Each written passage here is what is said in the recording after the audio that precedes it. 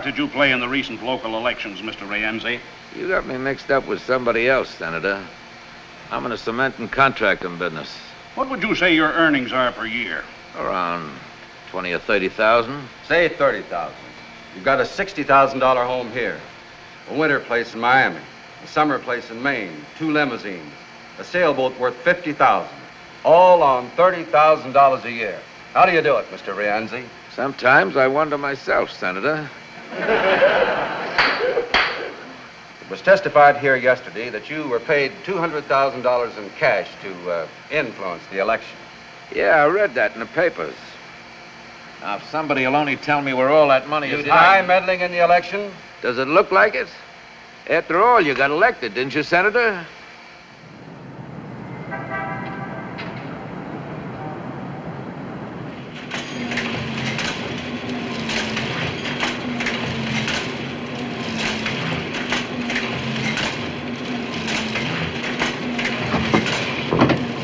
Fire swept through upper floors of hospital.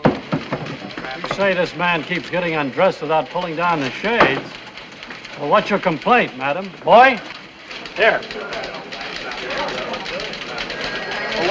After all.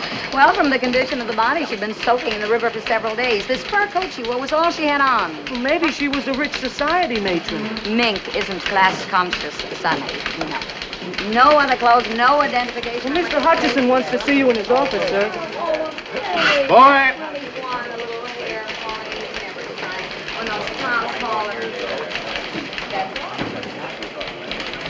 What about the Rienzi story, George? Boss wants to check it first.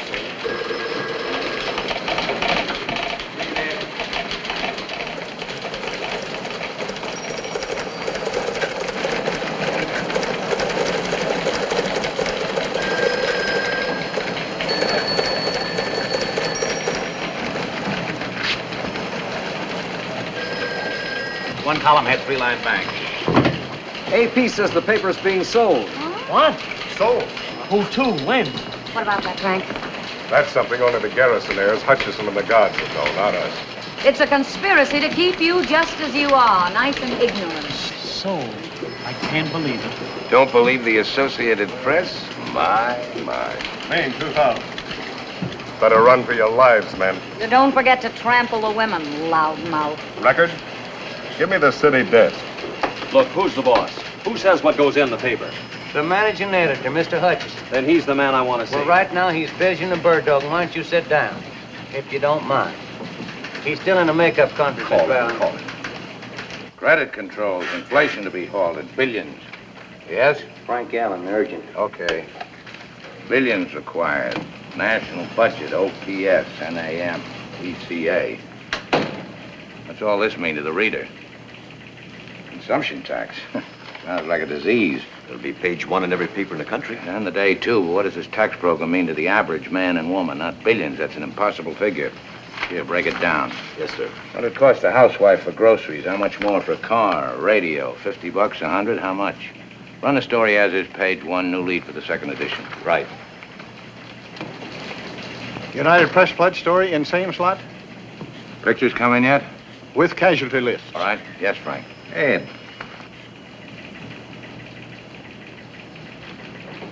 What about the dead nude murder story? Is it murder? Looks like it. Looks like it.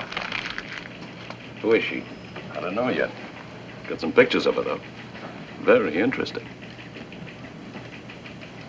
Put them on postcards and send it to Paris. Second section, play it down. No pictures. Yes, sir. Story's fine, George. Tie it off. Yes? You're late for the dome. Okay. You leave tonight to handle that strike upstate? Oh, I'd like to stay with the Rienzi story. You're wasting your time, baby. Not if we can prove he's guilty. It's not our job to prove he's guilty. We're not detectives, and we're not in the crusading business. Give me a week. Forget it. The state senate couldn't prove anything. Neither could that probe 4 years ago. You've had a nice circus, that's all. Television's had a field day. All the papers raised their circulation. And Rienzi's lawyers got richer. 1 week. 3 days. Please, I got a good lead. All right. Stay out of trouble. Ed. That's right, Frank. Baby's on the auction block. But we're the best outfit in town, in the country maybe. But why? Why sell? Money? That's usually the reason something is sold, isn't it? Tell them I'm on my way up. The heirs and the lawyers are up in the dome right now, waiting to explain the nature of their crime with facts, figures, and falsehoods. One more F and they won't be drafted. But, Mother, the paper belongs to us. Why do we have to go to court to sell it?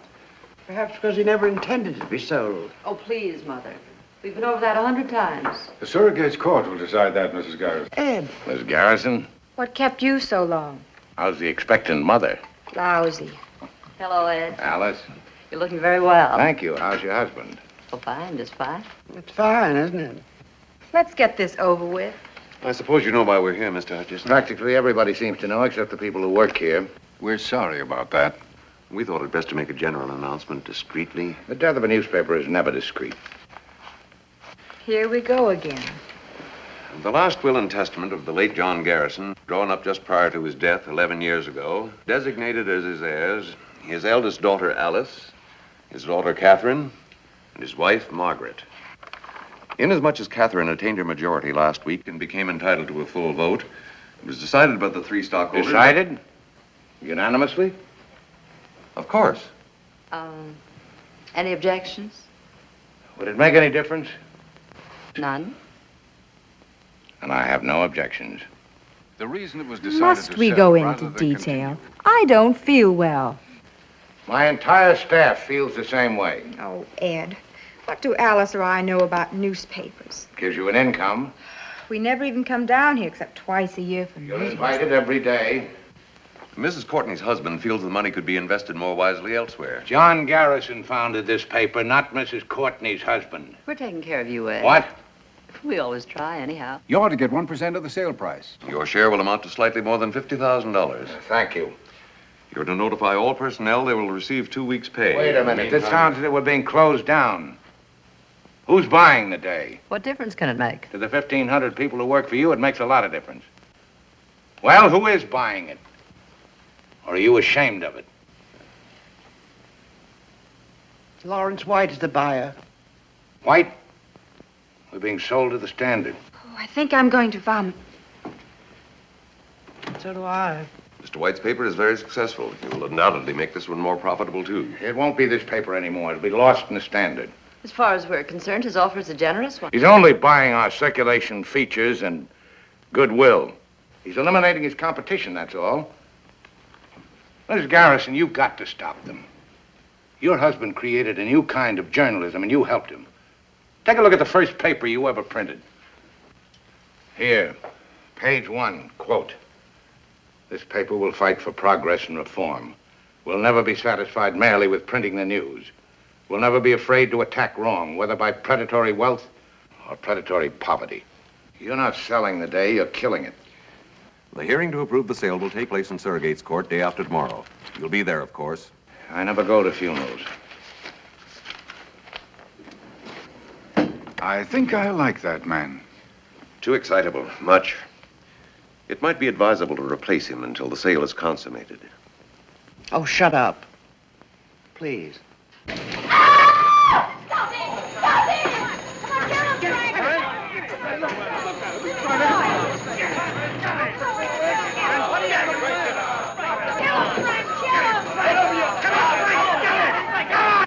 Cut it out.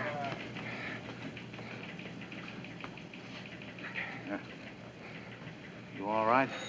In the pink. Yeah. What happened? 1 punch, 6 pushes, 2 kicks, lots of hollering, no decision. Henry? Well, I was sitting there minding my own business. He's been asking for it. Heard a rumor, quit without notice, took a job at the record. A rumor? Well, how about it, Mr. Hutcheson? Is it a rumor? We have a right to protect ourselves, haven't we? Well, go ahead. Tell us we got nothing to worry about.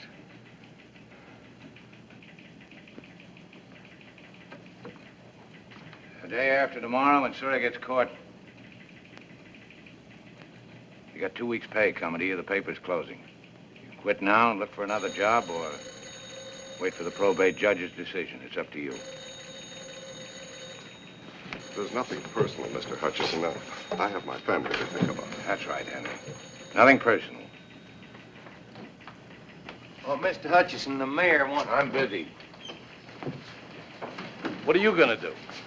I got an assignment. Harry? There's still a sports page to get out.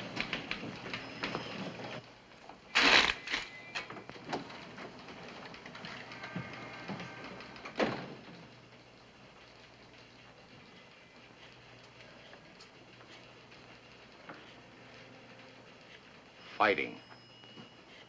A man your age. Did me good. He was right to quit. They all ought to quit. Maybe.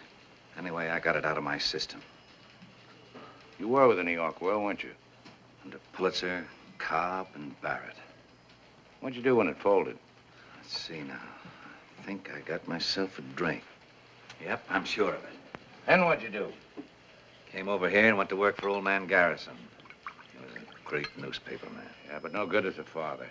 Terrible. Daughters. One of them married to a high-class broker who knows how to invest their money more wisely. They hate the paper, same as they hated the old man. Couldn't get at him when he was alive, so now they're kicking him when he's dead. Yes? 5 minutes to press time. Okay, come in. Everybody in this racket gets kicked sooner or later, dead or alive. Get that in the fudge box. Yes, sir. The mayor... Darn the mayor. Yes, sir. The mayor. All he cares about is who'll support him for re-election if we fold. By now, the boys will be having a nice, lively week in O'Brien's. Ever been to one? Before you know it, lad, you won't be feeling a thing, not a blessed thing. That's what a week is for.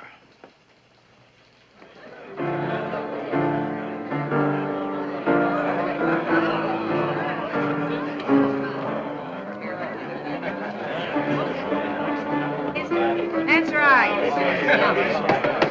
Brothers and sisters, hush up for a minute. Friends and unemployed. Here, here. Lend me your ears. We're gathered here to bury season. Brothers and sisters, we came to praise the day, not bury it. I got the urge, brother. I got the urge. Repent and rejoice. Brother Cleary, a sinner of 14 years standing, sitting or lying down, will let out the misery. Maestro, B flat, if you please. Flash, scoop, scoop, dee-dee-dee-dee-dee-dee-dee-dee-dee-dee. I came over the River Jordan from a weekly scandal sheet and asked old John Garrison for a job. Are you a journalist or a reporter, he said. What's the difference, I said. A journalist makes himself the hero of the story. A reporter is only the witness. Sister Bondollar, has the spirit moved the research department? The spirits moved her, all right. Hallelujah, and pass the collection box. Sister Willebrand. Coming through the rye, present and half accounted for. Come on, honey. Give us a soul talk. It's a lovely corpse. The last poor dear, I knew it well. And why not? I gave it the best 14 years of my life. And what have I got to show for it, huh? $81 in the bank. 2 dead husbands and 2 or 3 kids I always wanted but never had. I've covered everything from electrocutions to love nest brawls. I've got fallen arches, unfixed teeth, and you want to know something? I never saw Paris. But I wouldn't change those years. Not for anything in this world.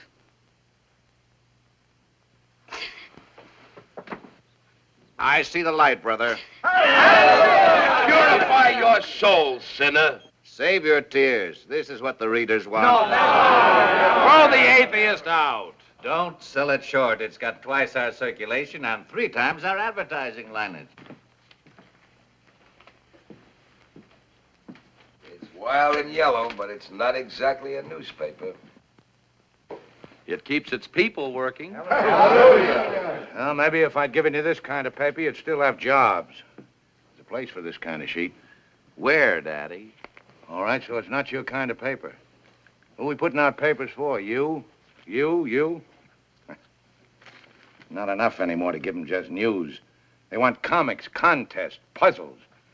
They want to know how to bake a cake, win friends, and influence the future. Ergo, horoscopes, tips on the horses, interpretation of dreams so they can win on the numbers lotteries. And if they accidentally stumble on the first page, news. Old man Garrison lies a-bolding in the grave. Old man Garrison lies a-bolding in the grave. Old man Garrison lies a-bolding in... You know, I never got to Paris either.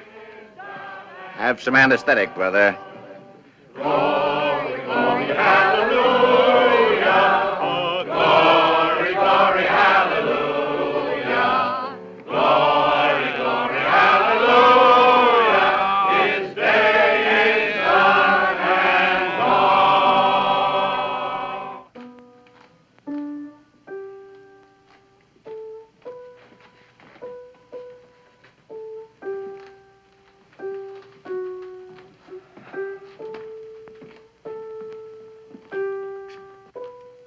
Feeling any pain, Ed?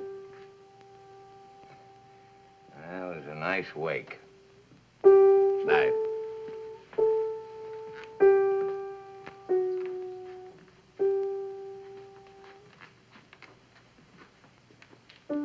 Mr. Hutcheson, I've been trying to see you all day, sir. I said I'd find you here, and this'll introduce me, sir. It's from my journalism professor at the university. Oh, so you want to be a newspaper man? Yes, sir. One student a semester is recommended. And you're it? Yes, sir. Newspaper man is the best profession in the world. You know what a profession is?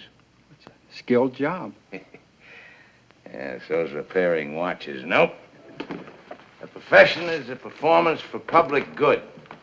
That's why newspaper work is a profession. Yes, sir. Yes, sir.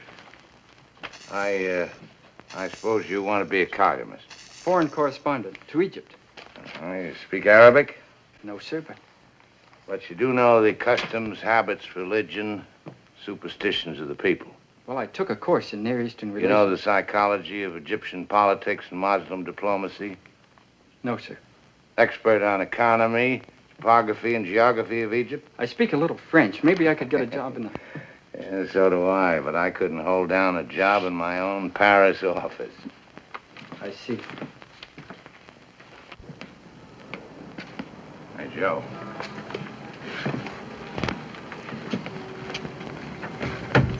So you want to be a reporter. Here's some advice about this racket. Don't ever change your mind. It may not be the oldest profession, but it's the best. Yes, sir.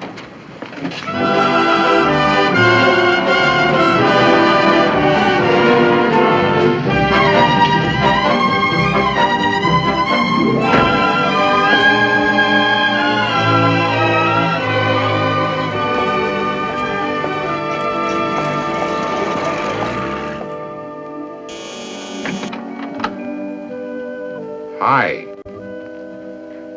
Why don't you go home, Ed? Yes'm.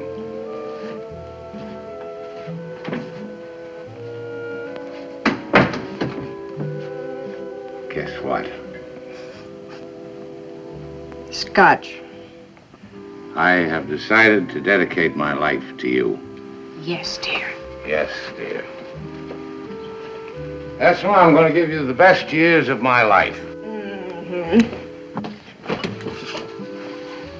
You know what's the matter with you? You're a skeptic. Skeptic. Yes, dear. White beer? Homogenized. Couldn't we spike it with a little scotch? Drink that, as is. Nora, I love you. Let's get married again. Tonight.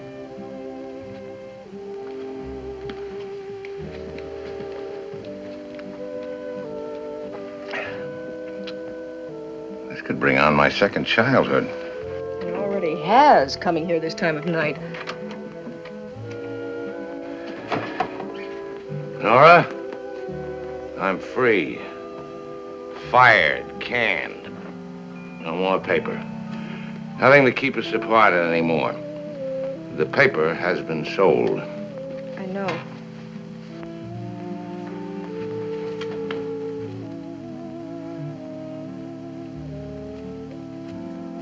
Divorce is a very evil thing, Nora.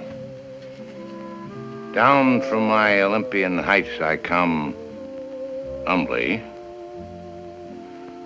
I'm going to make a decent woman of you again, Nora. Yes, dear. Yes, dear. We'll go on a second honeymoon. We never had a first. No, I'm leveling, baby. There's no more paper. Travel. That's what we'll do. Europe, South America, everywhere. No worry about expense. I am loaded. So I noticed. I mean money.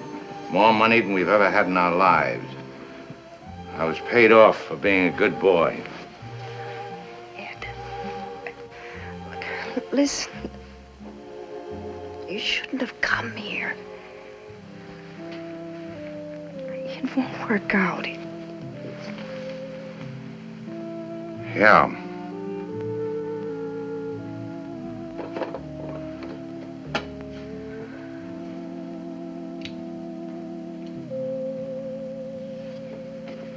Not bad copy.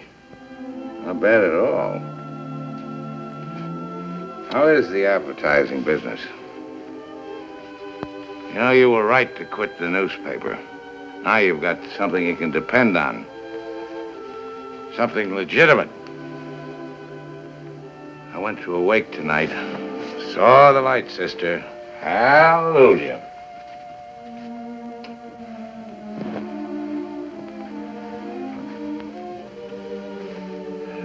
Why should I fight?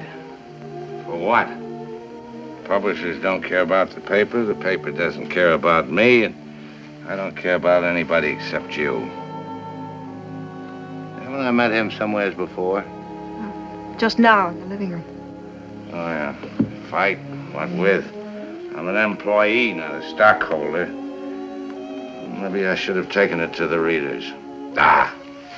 What do they care? You gotta have an issue for that. Red-hot story. Nora? Right here, darling. Right here, darling. I don't have to think about anybody but us.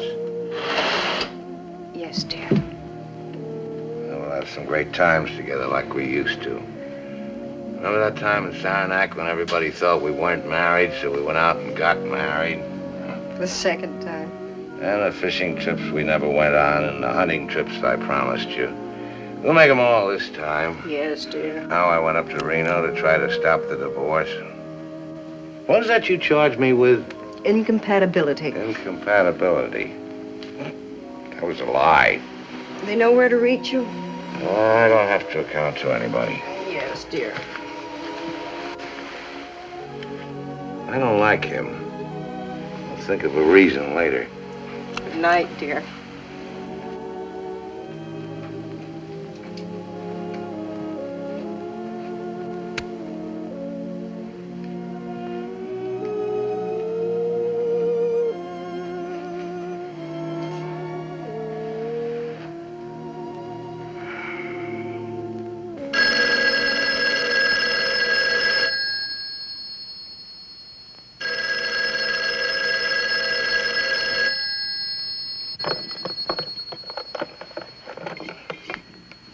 City desk. What? Oh, hold it.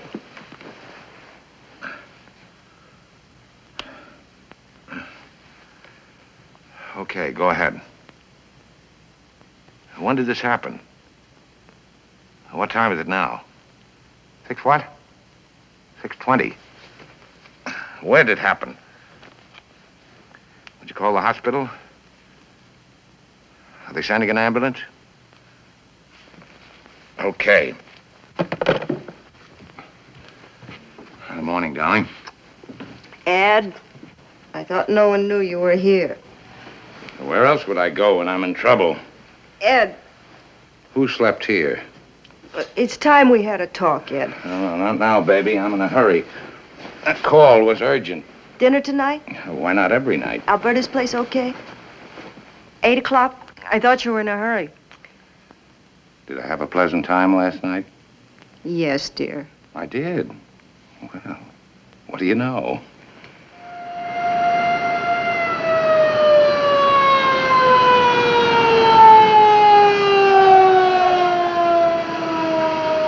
I was making my round, sir. First, I didn't notice anything. Then I heard a kind of low moaning coming from the road down there. Well, good morning. Automobile accident, eh? Get him to hospital. Name? I said get him to hospital. Wait a minute. My name is Burrows. I work for the day. He runs it. Oh, Ben.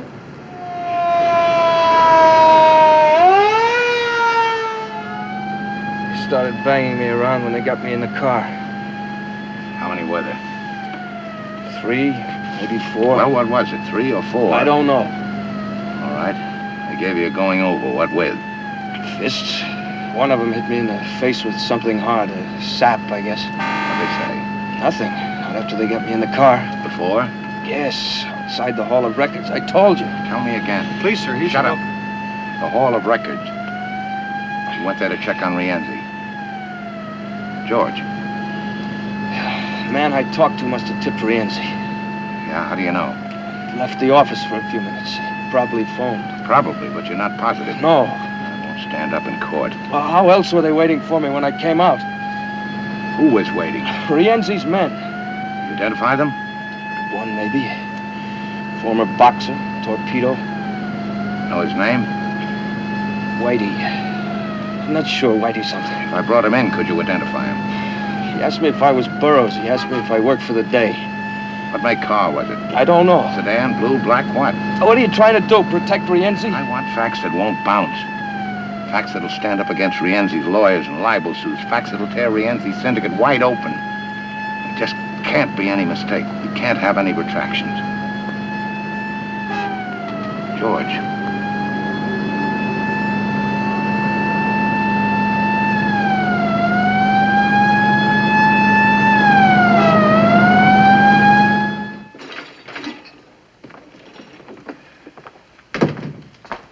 How's it look? I'm afraid he may lose that eye.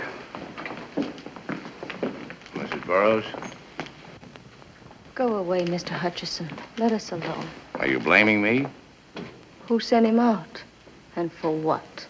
The great big fat glory of a newspaper? A paper you haven't even got anymore. Mr. Allen, one moment. Good day, good morning. One moment. Yes, sir. Put every man you can spare on the Rienzi story. Picture layout? The works. Where he gets his money, his tie-up, data, facts, and more facts. The tough thing is to prove them, man. Prove them later. Charlie. Boy. City morgue. This is Willebrand of the Day. Any identification yet on that nude in the fur coat? Miss Barndollar, relax. Ever heard of Rienzi? Okay, now. Rienzi Tomas, 51, born Palermo, Sicily. Emigrated here 1914. Attended public school number 47. Has 2 children by legal wife Gertrude. We're not proposing him for the Chamber of Commerce. We want to convict him of every known crime in the books, all of which he's committed, and some even you, even I, never heard of. I want everything. Yes, sir. I must have taken 20 shots of her as they were dragging her out of the river. That fur coat's worth $5,000 Jim. or $6,000. Get your camera. Cover Burrows in the city hospital. George? Our George? That's right. You take Rienzi. His wife, home, cars, everything. What if he smashes the camera? He's done it before. Let him. You get pictures of him doing it. Go ahead. Bill, I want a cartoon on Rienzi. It's got to be hard, tough, below the belt. The vulture sucking the life out of a city. You got it? But a vulture only preys on the dead or the dying. Praise. Here's your caption. Let us pray. P-R-E-Y. Paper. Why should I stick my neck out? I want it for the first edition. I don't like the idea. I get in a jam with Rienzi, and tomorrow the paper folds anyway. Where does that leave me?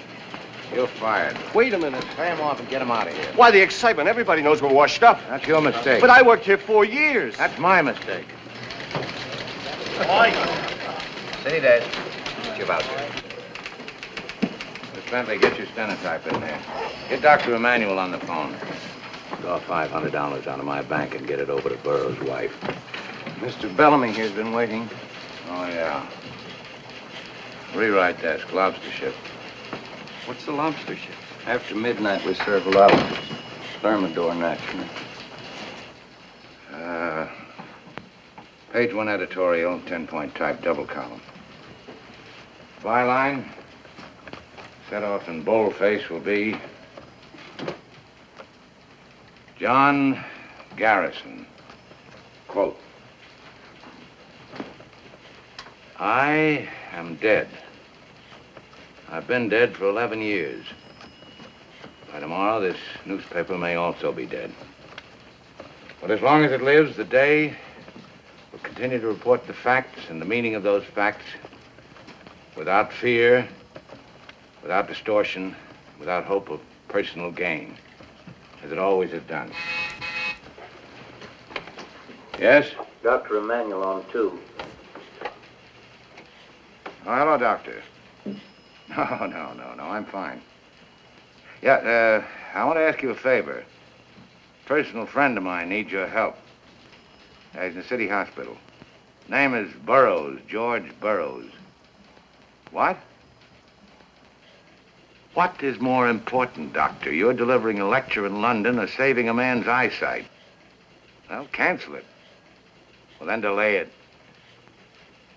We weren't too busy to raise funds for your clinic.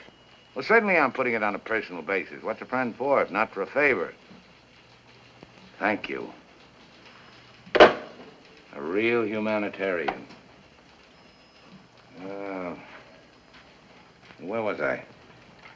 We'll continue to report the facts and the meaning of those facts. Oh, that sentence is too long. Break it down. Change the word distortion. Somebody mightn't know what it means. Okay? Paragraph, quote. What are the facts? Rienzi stuffs your ballot boxes.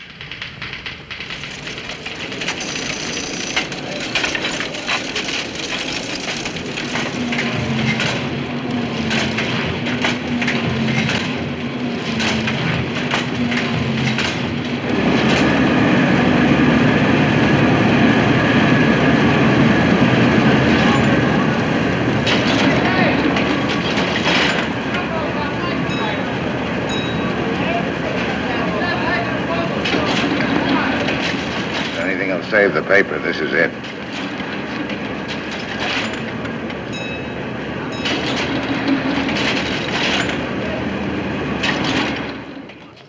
You see the paper yet? Who's responsible? Obviously, Hutcheson. Hutcheson? Well, talk to him. Why can't you? I want to meet him personally. Why not? Everybody can be reached. Remember, Judge? Mr. White. Mr. White, give me a 3-column lead, a 2-line bank on that raid. Evening, Mr. White. Did you see this spread on Rienzi in the day? Yes, sir. What have you done about it for our paper? Done, sir. A reporter gets into a barroom brawl. They say it was Rienzi. But can they prove it? Prove it. Front page editorials, flashy cartoons. Why, it's old-fashioned, Mr. White. And what's so ultra-modern about this horse in our paper? Then give me some old-fashioned journalism in the Standard. Yes, sir. Give me the city hospital. Sorry I'm late. You like it? It's the best-looking front page in town. As usual. The makeup, Thank you. the cartoon, the editorial under the name of Garrison, yours. Mm-hmm. It's wonderful. As usual. How are we? Are we as usual? Maybe the heirs will sit up and take notice. Of us? They won't sell the paper, not now, not in the middle of a fight like this. It'd be like endorsing Rienzi. It's a wonderful dress for dinner. You look much better than you did last night. How do you feel? Amorous. Good evening, Mrs. Hutcheson. Evening. Mr. Hutcheson, your table's ready, sir. Will you order now? An appetizer first, perhaps? Oh, no, thank you. I have mine. I'll just steak for me. Telephone, Mr. Hutcheson. Tell him I'm feeding. They said it's important. Urgent, dear, as usual.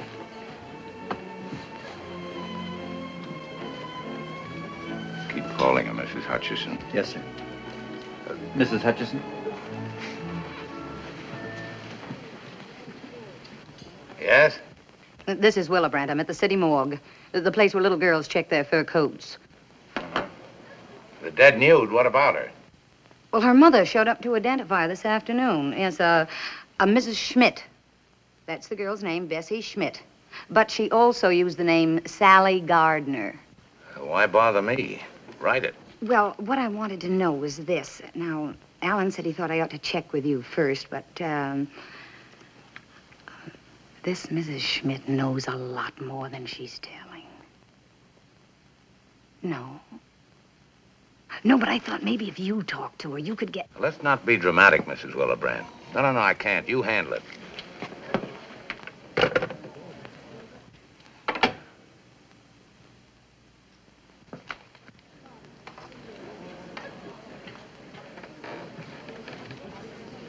Her name's Fifi. She made a pass at me in the cloakroom. It's a way I have with women. I'm getting married again, Ed.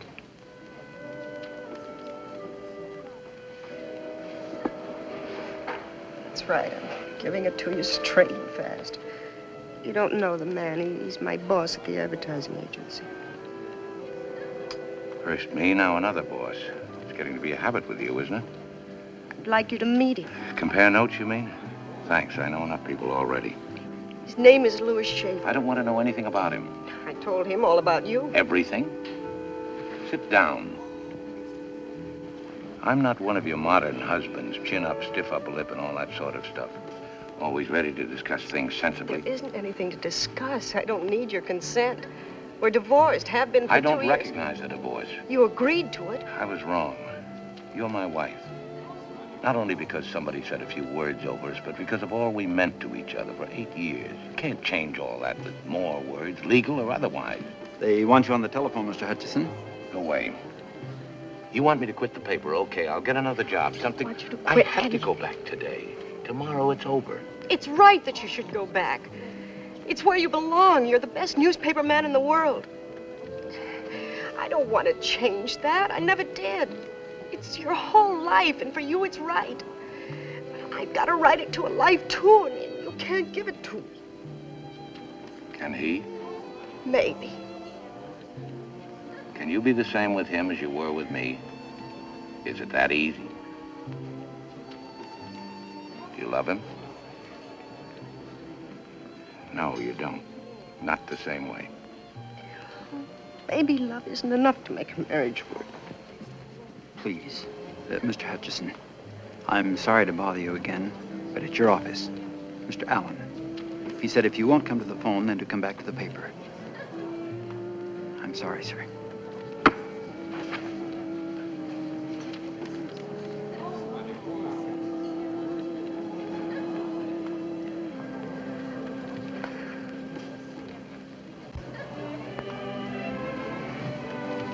Yes? What? Yank what story? Willebrand story on Sally Gardner. Well, it was pulled by our advertising department. It seems Mr. Andrew Wharton, president of Wharton's department store, was Sally's caviar ticket. Right. Right. Composing room. One column had one bank on this weather report. Yeah? Jake, on Willebrand's story, Sally Gardner. Yeah. Hold it, but don't kill it.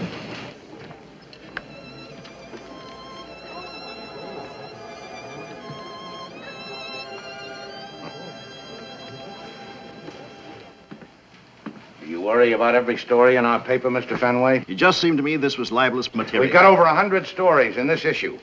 Check them all for libel? No, sir. Or any of them? No, sir. I see. You're a self-appointed censor only on stories involving big advertisers. I was trying to protect us. Us, or you, or Mr. Wharton, and for how much? He denies this story. Willebrand included his denial. From there on, it's up to the police. I thought as a matter of policy that... Policy? Since when has the advertising department of this paper dictated its policy on news? I didn't act on my own. No, you haven't got the guts, so you went to Wharton. Run the story. I talked to Alice Garrison. Mr. Wharton came here. We phoned her. It was on her authority. She hasn't got the authority, not until I'm out of here. Or have you arranged for that, too? No, sir. You're slipping. Will you talk to Mr. Wharton? He's waiting right in here. Mr. Wharton, this is Mr. Hutcheson. How do you do, sir? May I give you my side of it? I'll take care of this. Please don't publish that story. Why? Isn't it true? It can't do you much good, and it'll ruin me and hurt my family. I've been doing business with your paper for 20 years. You're a big advertiser, Mr. Wharton. We need your business, but not on those terms. All right. I made a mistake with Sally. But that was 10 years ago, and I've paid for it in blackmail every month. I'm sorry, Mr. Wharton. This is a matter for the police. You are interested in facts, aren't you? One day, Sally phoned. She was quitting her job at the store. She was letting me off the hook. She said there was another man. Another man? There always is. In this case, the man was Tomas Rienzi. Sally said she loved him, would never bother me again. She even sent back some damaging photographs of us. She said she was set for life. What does she mean by that? She didn't say. Surely you don't think I killed Sally. I haven't seen her in over 2 years. Mrs. Wharton knew about Sally. She suggested that I talk to you. Your paper forced me to come here, but now that I'm here, I don't know who... Wharton, you can tell your wife I'm holding the story. Thank you, sir. But if that yarn about Rienzi doesn't gel... It will. It's better for both our sakes. Jim. Later, dear. What have you got on Sally Gardner? The furry blonde? Uh-huh. She was abroad. Yes, but who? Since when do you go in for gossip? Since now. Jim, was Rienzi playing around with Sally? What do you want? Proof. I want to be sure. From this, a fellow could catch a hole in the head. Yeah, he could. That bother you? Oh, no. No.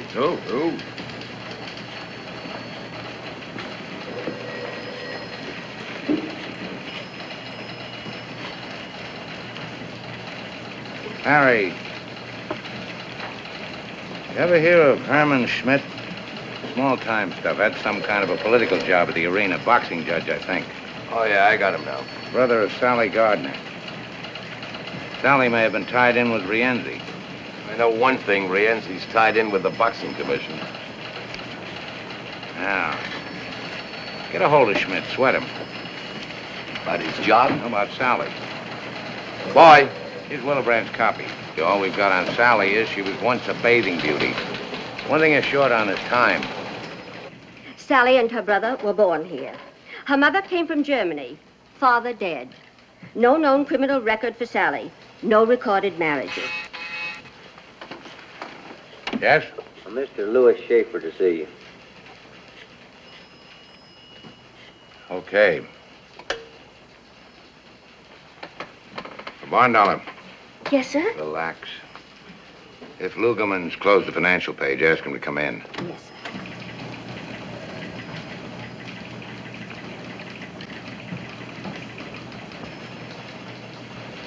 Happy to meet you, Mr. Hutcheson. Yeah. Got those pictures? All right, here. Put them up here, chronologically. Sit down, Mr. Schaefer. Thank you, but what I have to... space for the missing period between Wharton and Rienzi. Yes, sir. Coffee, Mr. Schaefer? Sandwich? No, thanks. I didn't mean to interrupt your work. How's my wife? That's what I came to see you about. Shoot.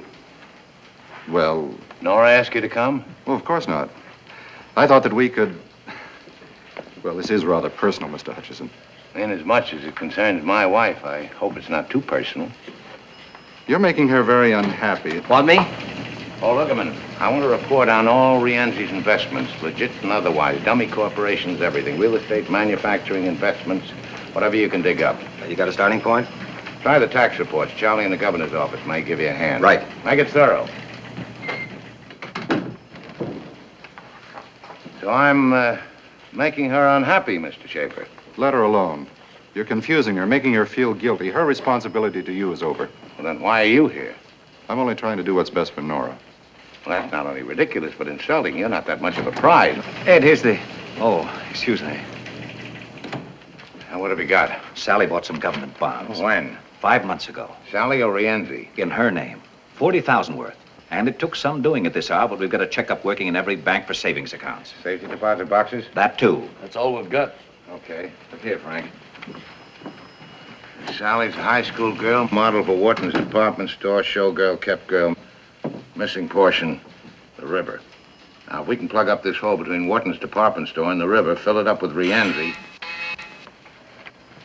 Goodbye, Mr. Schaefer. I can't wish you good luck. You know how it is. There's something you ought to know, Mr. Hutcheson. Yes? Jim Cleary on one. Yes, Jim. Nora and I are getting married tomorrow night. I thought it best not to delay any longer. You know how it is. Yes, go ahead. Here it is, just what you've been looking for. Yeah. Rienzi's your boy, all right.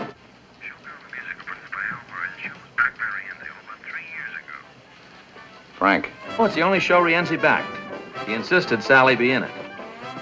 I'm with Al Murray now. He says Rienzi used to send a car around for her every night after the show. Hold it. Switch this call to rewrite. You hear that, Cleary? Okay. Oh, Frank. On the Willebrand story, kill the part about Wharton. Use Cleary's story for a lead-all. Throw in Sally's face. No nudity.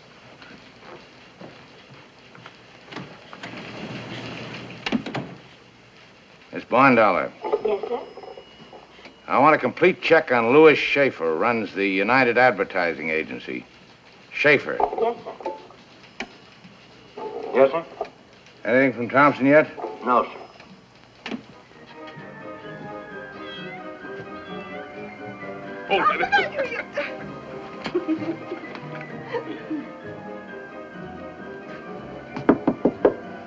Mr. Schmidt?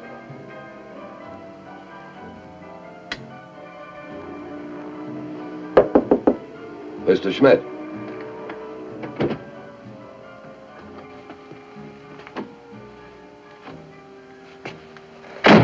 Don't move. I just want... Shut up.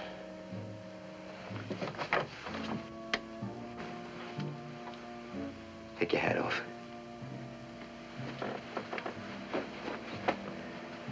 Sit down. No, over there. Put your hands on the table. Relax, Herman. I'm here to help you. Who's with you? Nobody. What's the pitch? My name is Thompson, reporter, sports, for the day. Don't do that. Sports, huh? What'd you write today?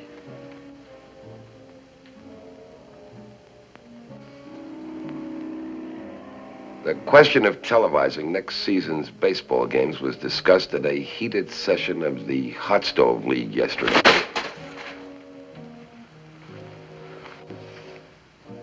What do you want?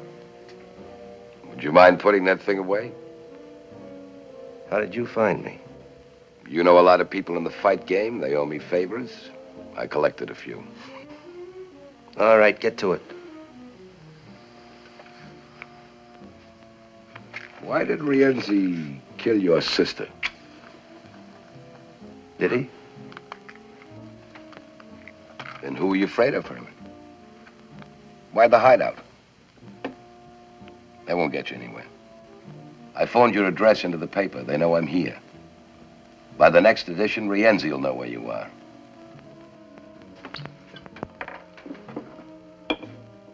We're your only chance, Herman. Let me take you to the paper and you'll be safe. Sooner or later, Rienzi will get to you and you'll wind up in the morgue beside Sally. As long as Rienzi is free, you're a dead pigeon. Take your time. Rienzi won't get his copy of the day with your address until morning.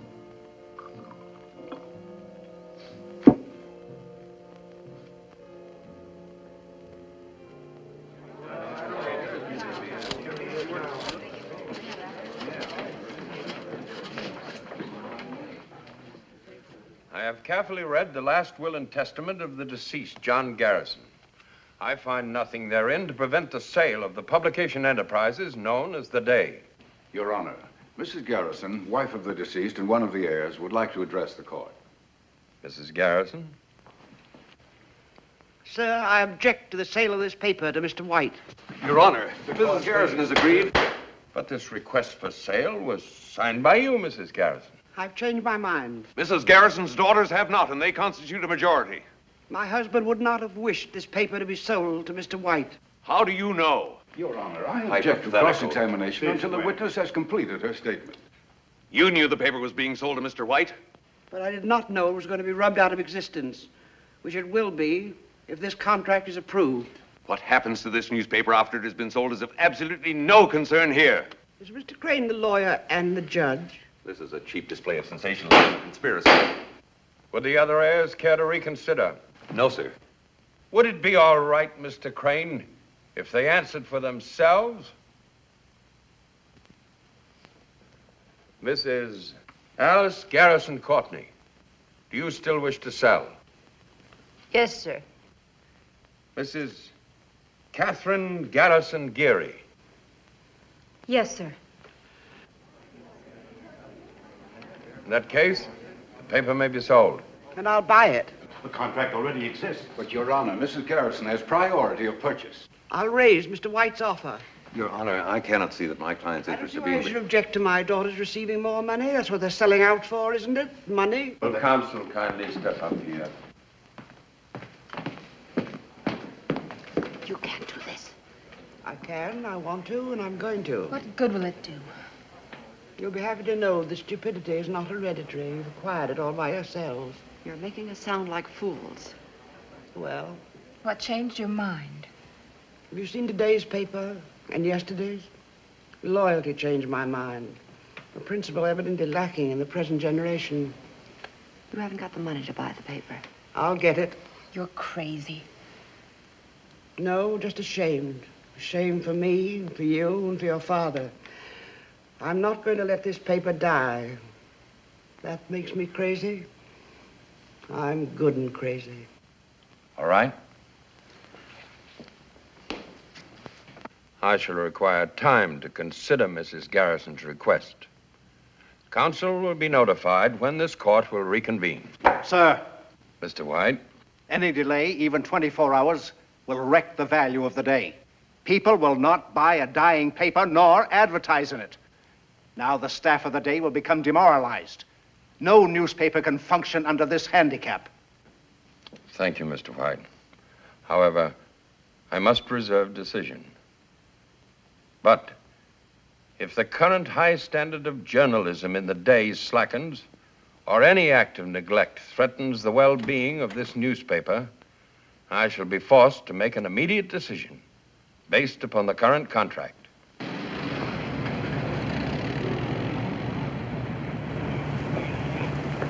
Mr. Hutcheson, my name is Hanson. Yes? I'm Mr. Rienzi's lawyer. He's waiting to see you in his car. Why? Personal business. A ride?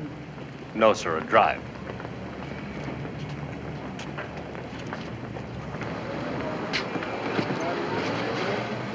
How do you do, Mr. Hutcheson?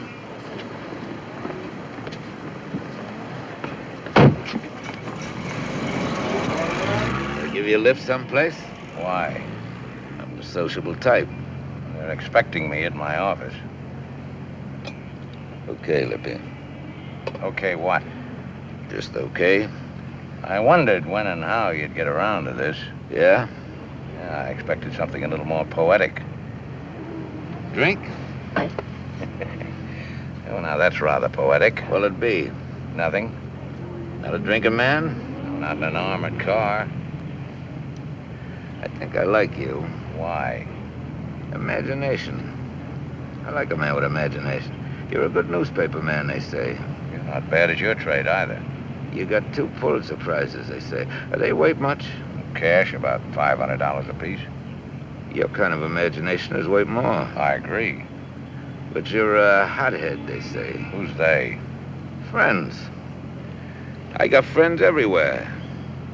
I'd like for you to be my friend. I got a friend. Not like me. Is that a proposal or a proposition? What do you got against me? You're not my type. You ever meet me before? Do business with me? Or maybe you got the wrong impression of me. What kind of an impression would you like me to have? My family reads the paper. It's not nice what you print. I got a nice family. Sometime I'd like for you to meet them. No point in that unless they're the ones that almost killed Burrows. Burrows? Never beat up a reporter, they say. It's like killing a cop on duty, they say. Never drop girls in the river, clothed or unclothed, they say. What have I got to do with reporters or girls? I'm in the cement and contracting business. Capone was in the insurance business. You got a sense of humor, friend. Well, why don't you laugh? Very funny. Tomorrow's newspaper will be even funnier.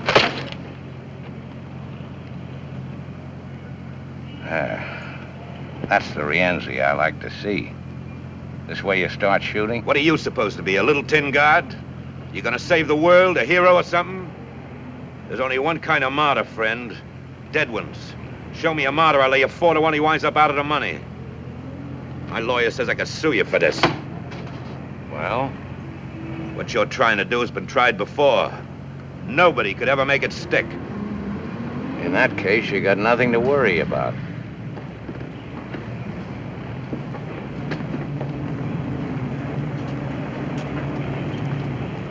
Thanks for the lift.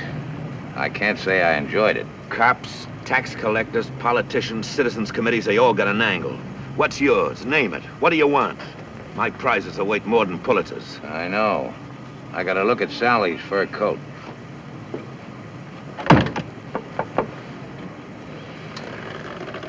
Wasn't that Herman Schmidt just went in?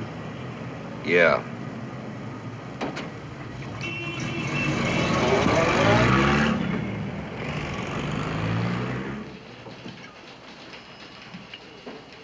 Okay. From the beginning. First, see the money. Said you'd pay for the story. $5,000.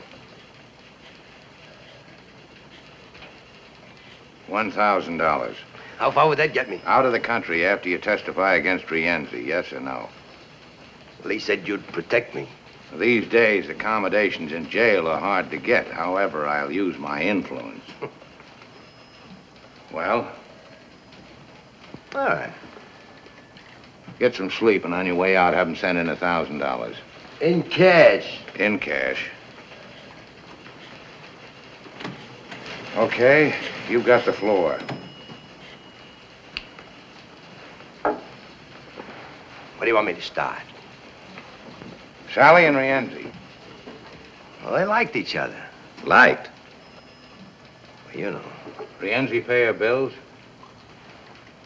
What else? For everything? She was worth it. That's what I like. Family pride. Hey, Rienzi kicked in for the apartment, her fur coat, some cheap jewelry, maybe her car, too.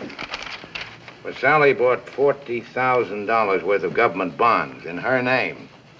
Rienzi pay for that? I guess so. You're a liar. Sally used the $200,000 Rienzi gave her to hold for him. Why $200,000? Why would a guy part with that kind of scratch? Hot money. The city bank says your sister rented a safety deposit box. She gave it up a month ago. On the same day she moved out of her apartment. Why? All right, it's true. He gave her the money to keep for her. When he wanted it back, she was scared he'd make a break. She said as long as she kept the cash, it'd stick. Didn't work out that way. I don't feel so good.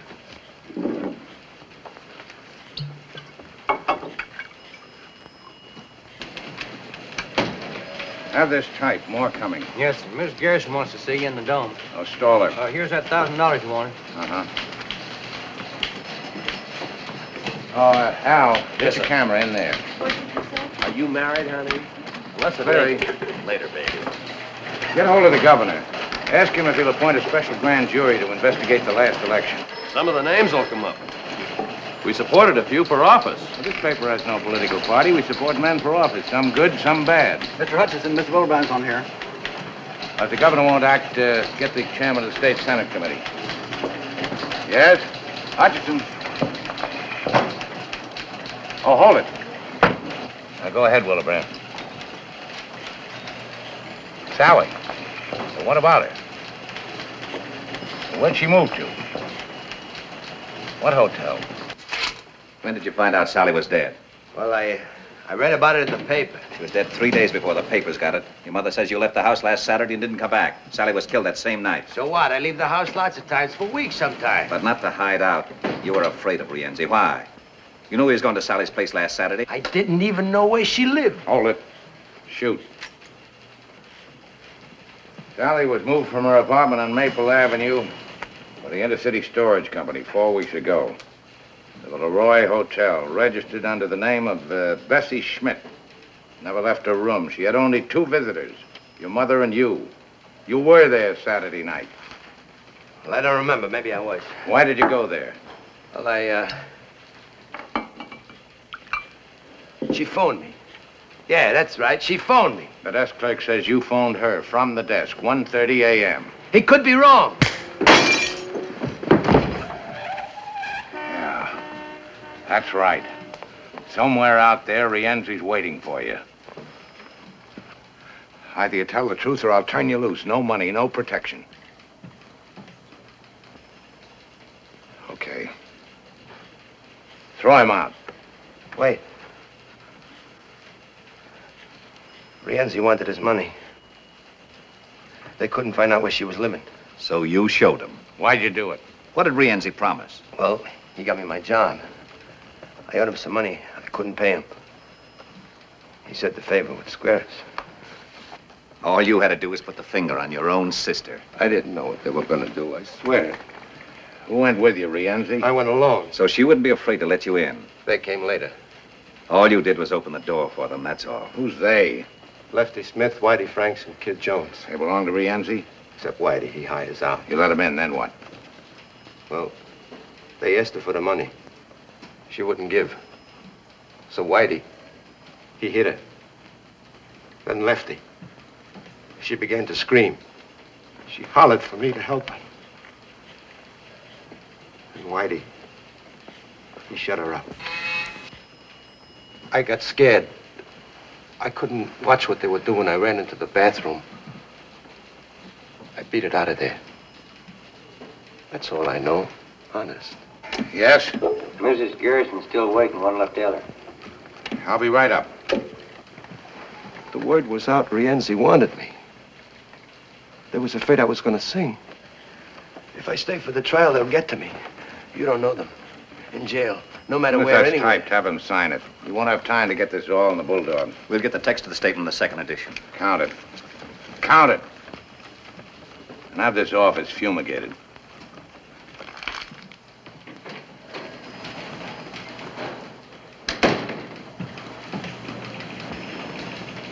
Mr. Hutcheson, about Louis Schaefer. Oh, yes. On that information you requested.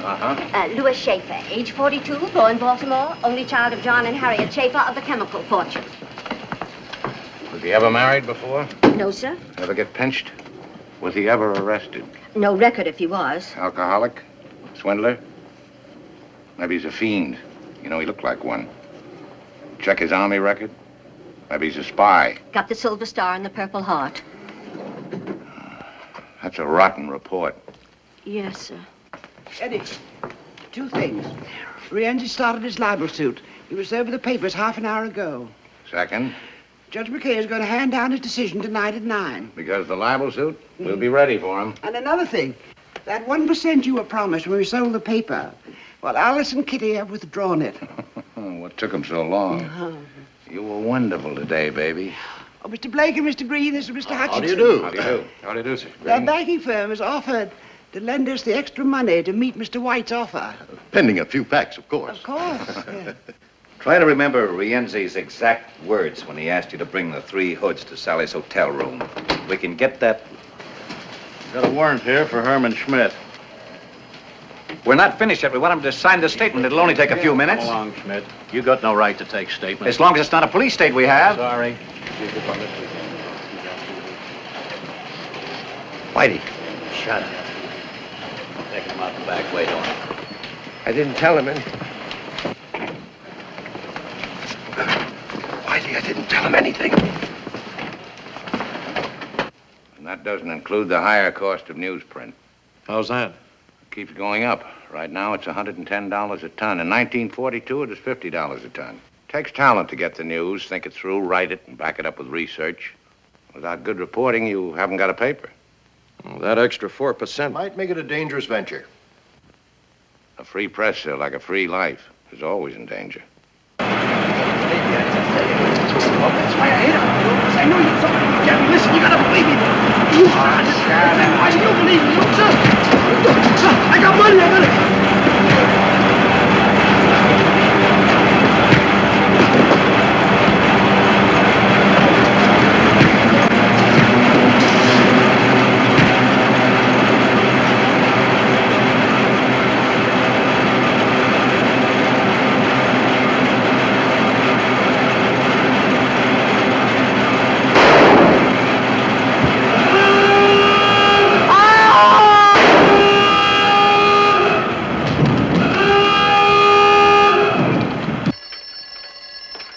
I like the proposition. Barring unforeseen complications, I think we That's for you. Yeah?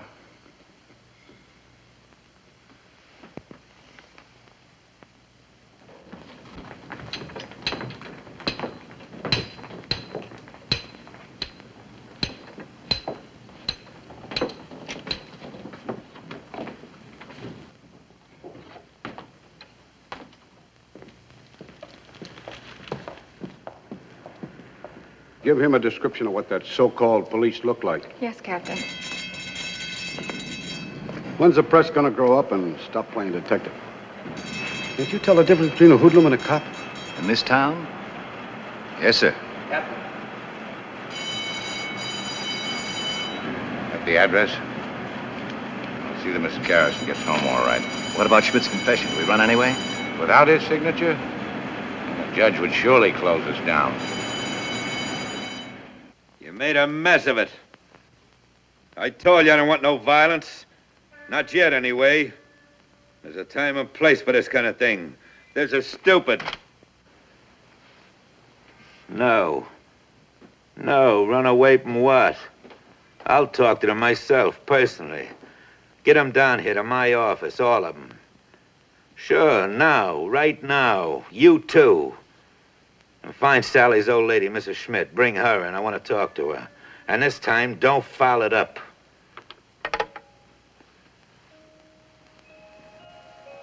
No paper ever did a better, faster, more thorough job. All we needed was that one bit of evidence. And we had it. Why do you think we hung the whole thing on Rienzi's case? Because we were sentimental about a dead girl in a mink coat? No. No, we had something big. Big enough to save our necks.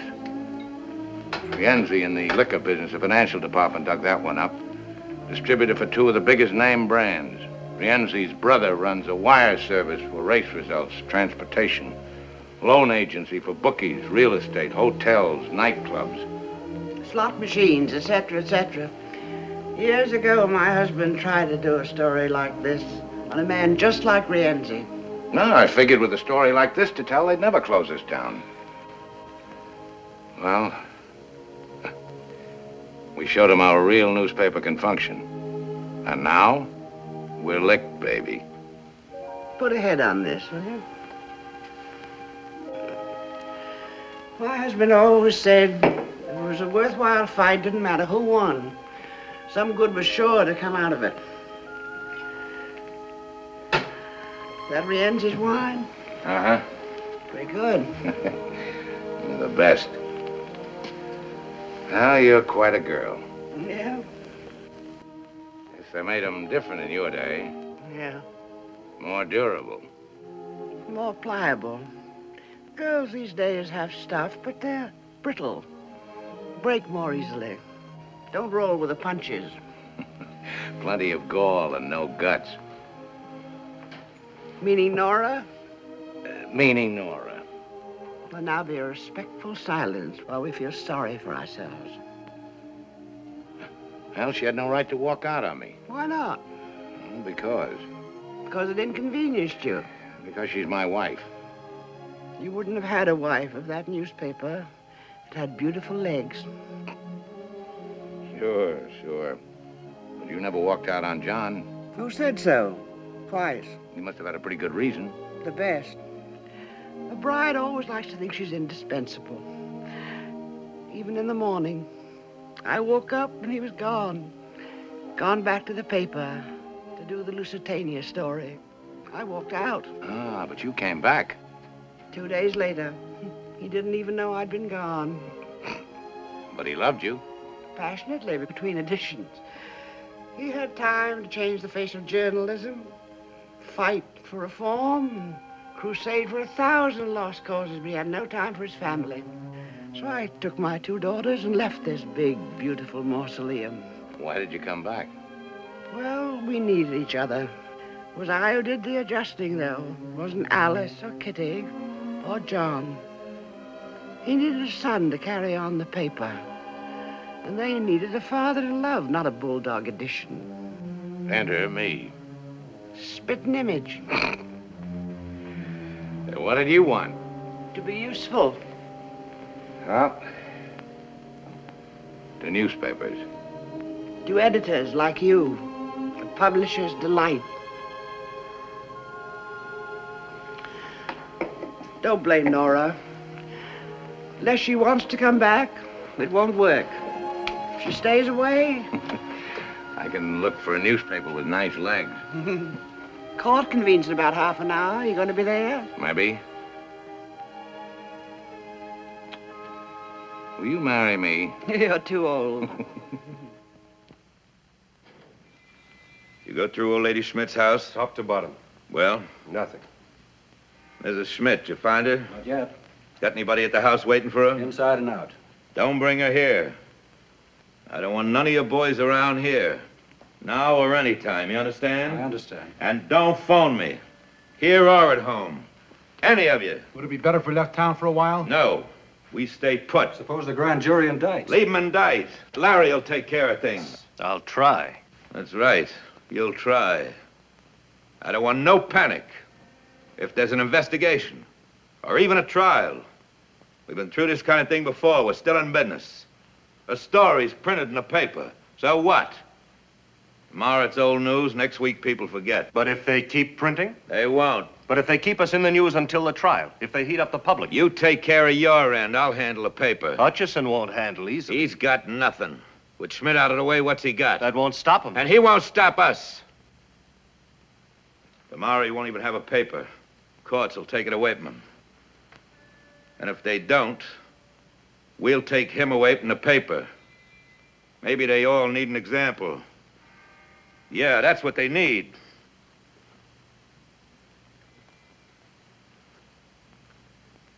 You better find Hutcheson. You want to see him? No.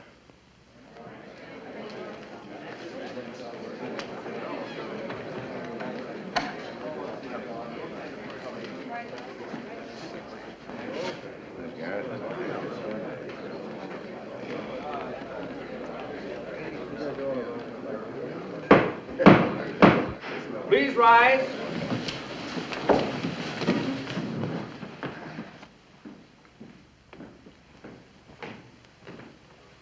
His Honor, the surrogate. Please be seated.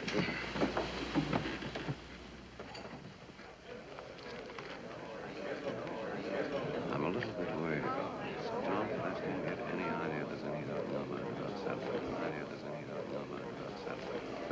Regarding the sale and purchase of the publishing company, herein referred to as the Day, I've made a careful study of the existing contract between the heirs of the late John Garrison and Lawrence White Publishing Enterprises.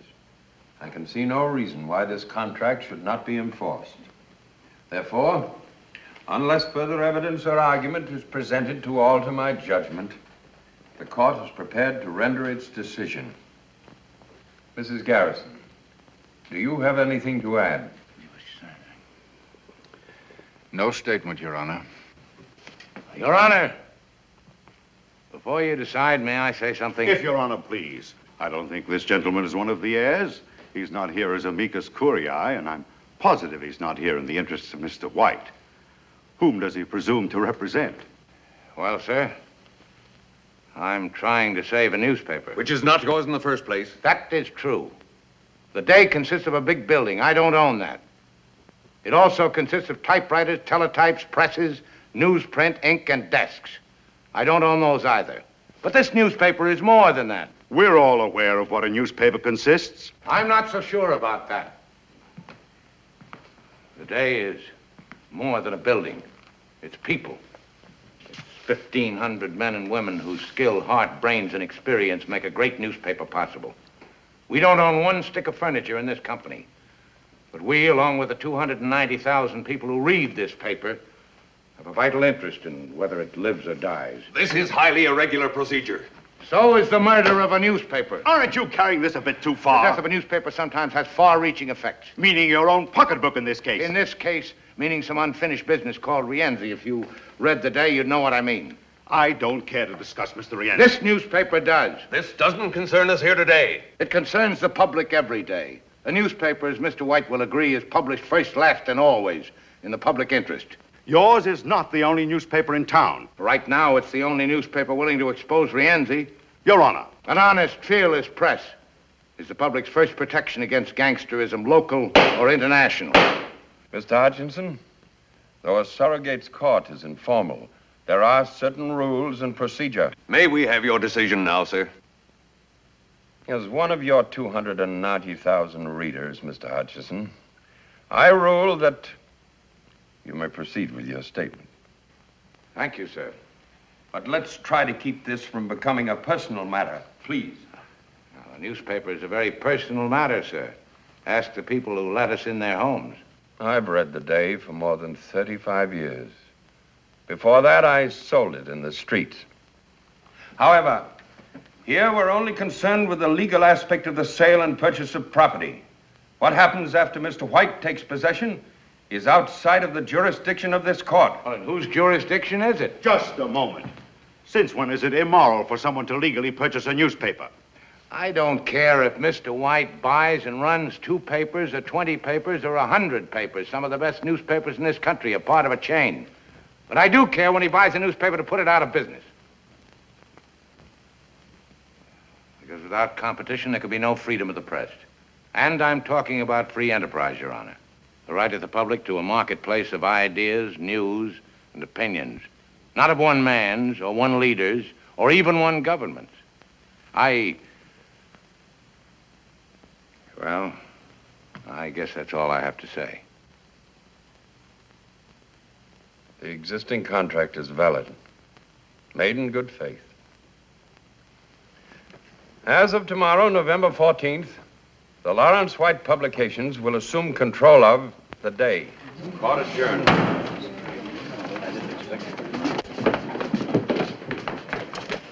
Well, thanks for trying. It'll be another day. Goodbye, Ed. Goodbye.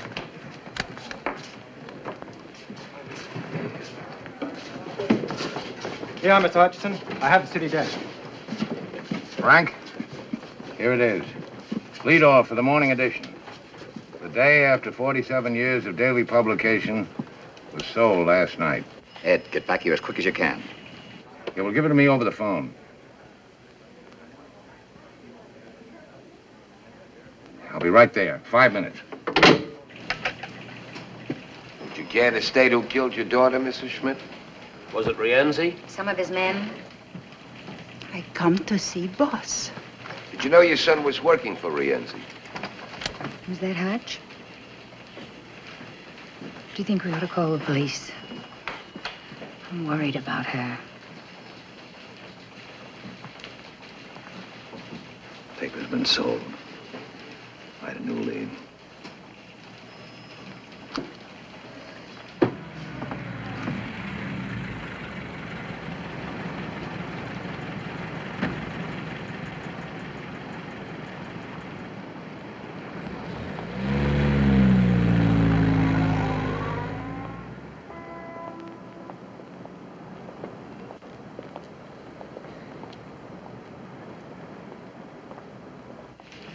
Coffee.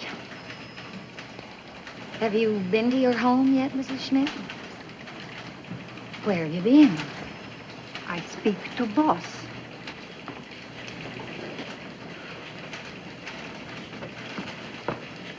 Mrs. Schmidt wandered in on her own. Looking for you, won't talk to anyone else. Mrs. Schmidt, the boss. Oh, how do you do, Mrs. Schmidt? Your name, please? Hutcheson. I am mother to Bessie. Oh, about your son. I'm very sorry.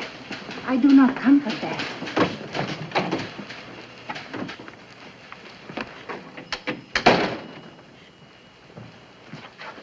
Sit down, please.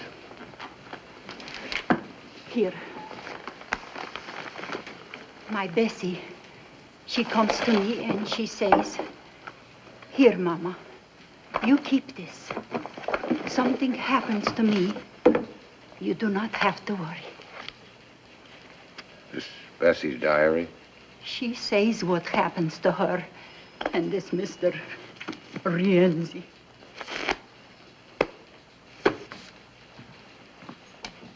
Yes, sir? Get Captain Finley over here right away. And tell Alan we're getting out the final edition, as usual. Yes, sir. Why didn't you go to the police, Mrs. Schmidt? Police? I do not know police. I know newspaper. This newspaper. For 31 years, I know this paper. I come to America. I wish to be good citizen. How to do this? From newspaper.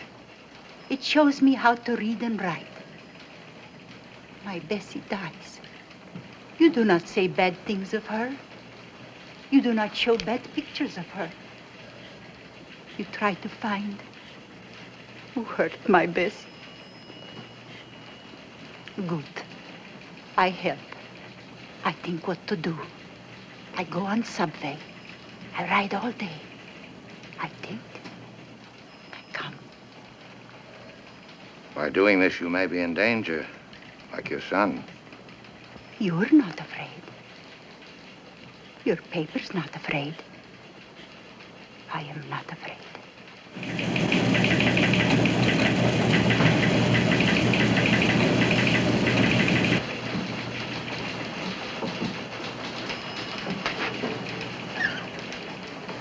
Hello, Mrs. Hutcheson. Or is it Mrs. Schaefer now? Where is he? In the press room. Has he lost the paper? Yes. What's he gonna do?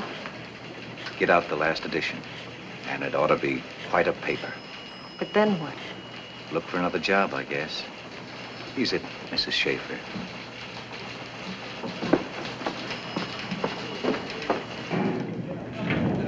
Hello, Alex. This is it, huh? Yeah. Looks like the last one.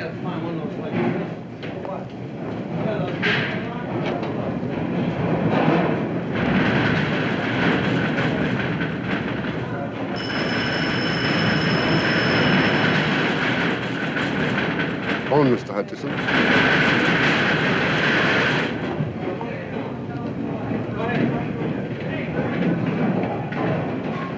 Yes? Who? Put the call through.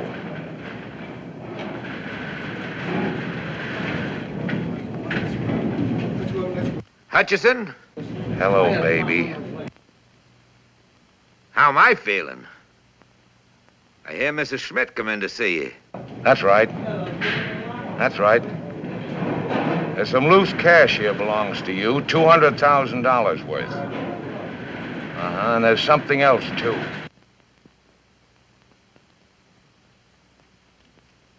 What diary? Who's gonna believe what a little tramp writes to herself? Wait a minute, don't hang up. Here's some advice for you, friend. Don't press your luck. Lay off of me. Don't print that story. What's that supposed to be? An order? If not tonight, then tomorrow. Maybe next week, maybe next year. But sooner or later, you'll catch it. Listen to me. Print that story, you're a dead man. It's not just me anymore. You'd have to stop every newspaper in the country now, and you're not big enough for that job. People like you've tried it before, with bullets, prison, censorship. But as long as even one newspaper will print the truth, you're finished. Don't give me that fancy double talk. I want an answer. Yes or no?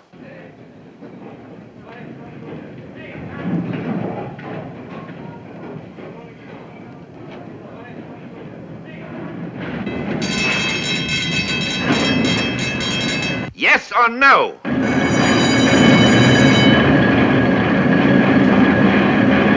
Hey! Hutcheson? That noise, what's that racket? That's the press, baby. The press. And there's nothing you can do about it. Nothing.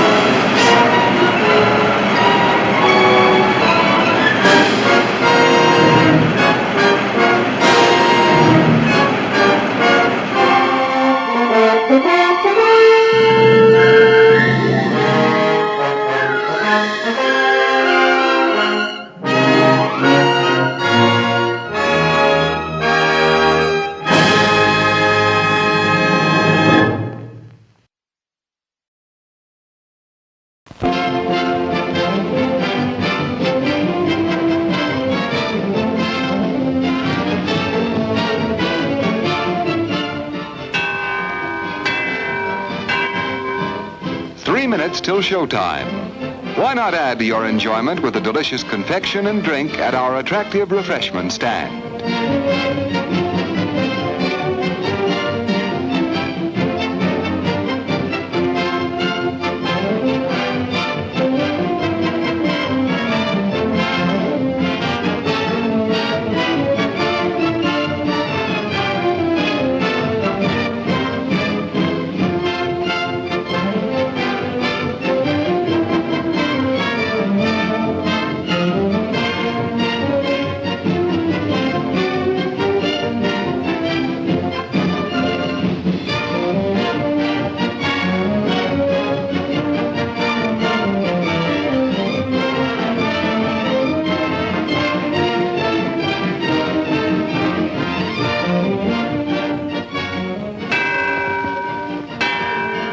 2 minutes till showtime. Tempt your taste with the wide variety of mouth-watering snacks available at popular prices at our refreshment stand.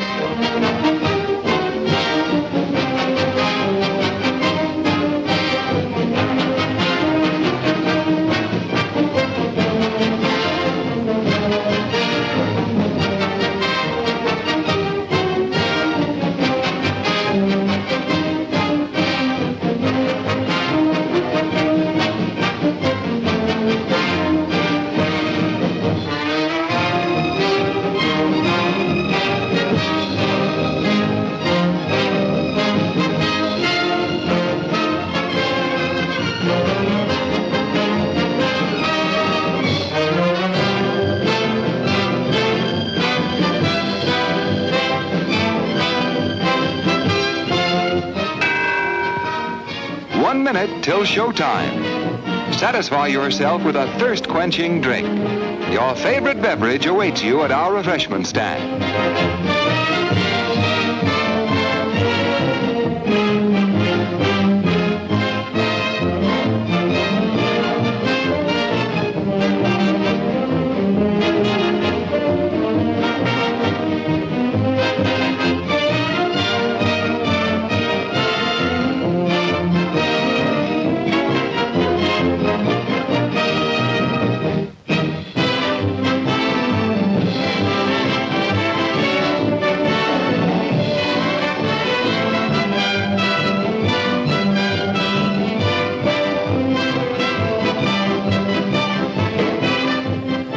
The show is about to start, folks, but the refreshment stand will remain open for your pleasure.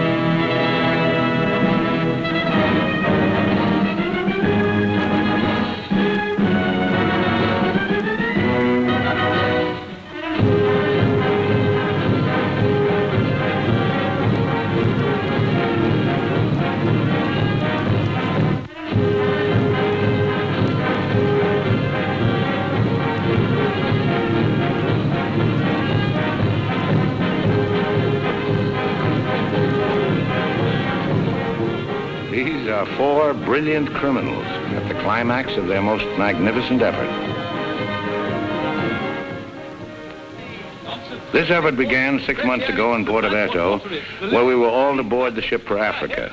And they were my associates in a quest for uranium. An element not one of them knew the first thing about, except that they'd heard you could get dough for it. Big dough. Who? I mean, what do you suppose they are? Businessmen, does it matter? Well, if we're going to be on a small boat with them for weeks and weeks. I only said they might be fellow passengers. Harry, we must beware of those men. They're desperate characters. What makes you say that? Not one of them looked at my legs. Good morning, Mrs. Janrother. Good morning, Billy Boy. Care to join us in a stroll?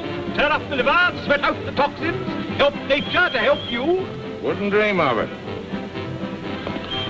Really, Billy, you mustn't be so offhand with Mr. Peterson. If I were to treat him with more than common politeness, he'd misunderstand and try to push me around. Mr. Peterson is a bully. Billy, Huh? did you see this? That man in London has been killed. What man?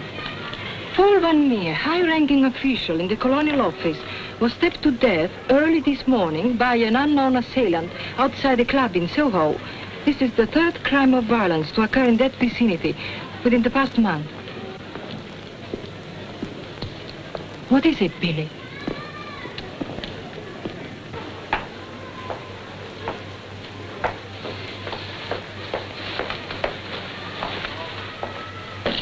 In heaven's name, Billy, say something.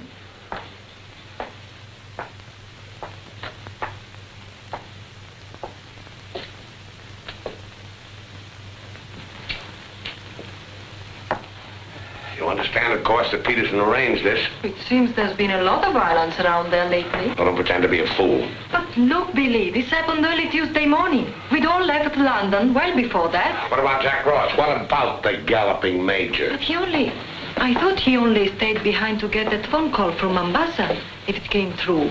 He'll be here this morning. Well? Don't get so excited. Don't jump to unpleasant conclusions. Jump, they might as well have drawn a map. Why was Peterson worried about Van Meer? What made him think he was dangerous? He was afraid Van Meer wouldn't stay bought. He was afraid he'd get the wind up after we'd gone. He had visions of him trotting upstairs to his superiors, announcing, I have certain information that certain persons have paid certain sums of money Don't talk so loud, Billy. to obtain illegal rights to certain mineral supplies. That Indian, that Raj or whatever he was, that you worked for in the old days, he killed a lot of people, didn't he? Ah, but he had a better style. Besides, he was out for a kingdom, half the size of France. What's the difference between that and millions of dollars? We must think of the future, Billy. This is our big chance. It may be our last. Except for Mr. Peterson, we couldn't even pay last night's hotel bill. Where are you going? A narrow cafe, drink a lot of Pernod, and listen to the band. You won't make a fuss, will you? It doesn't do to make a fuss. You have to think of the main objective. Naturally, it doesn't do to be fussy.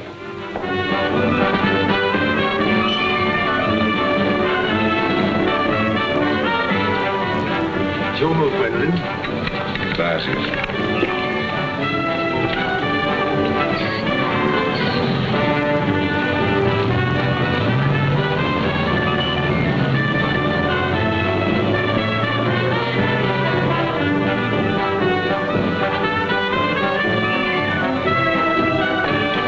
The luggage is in there. Bring it up.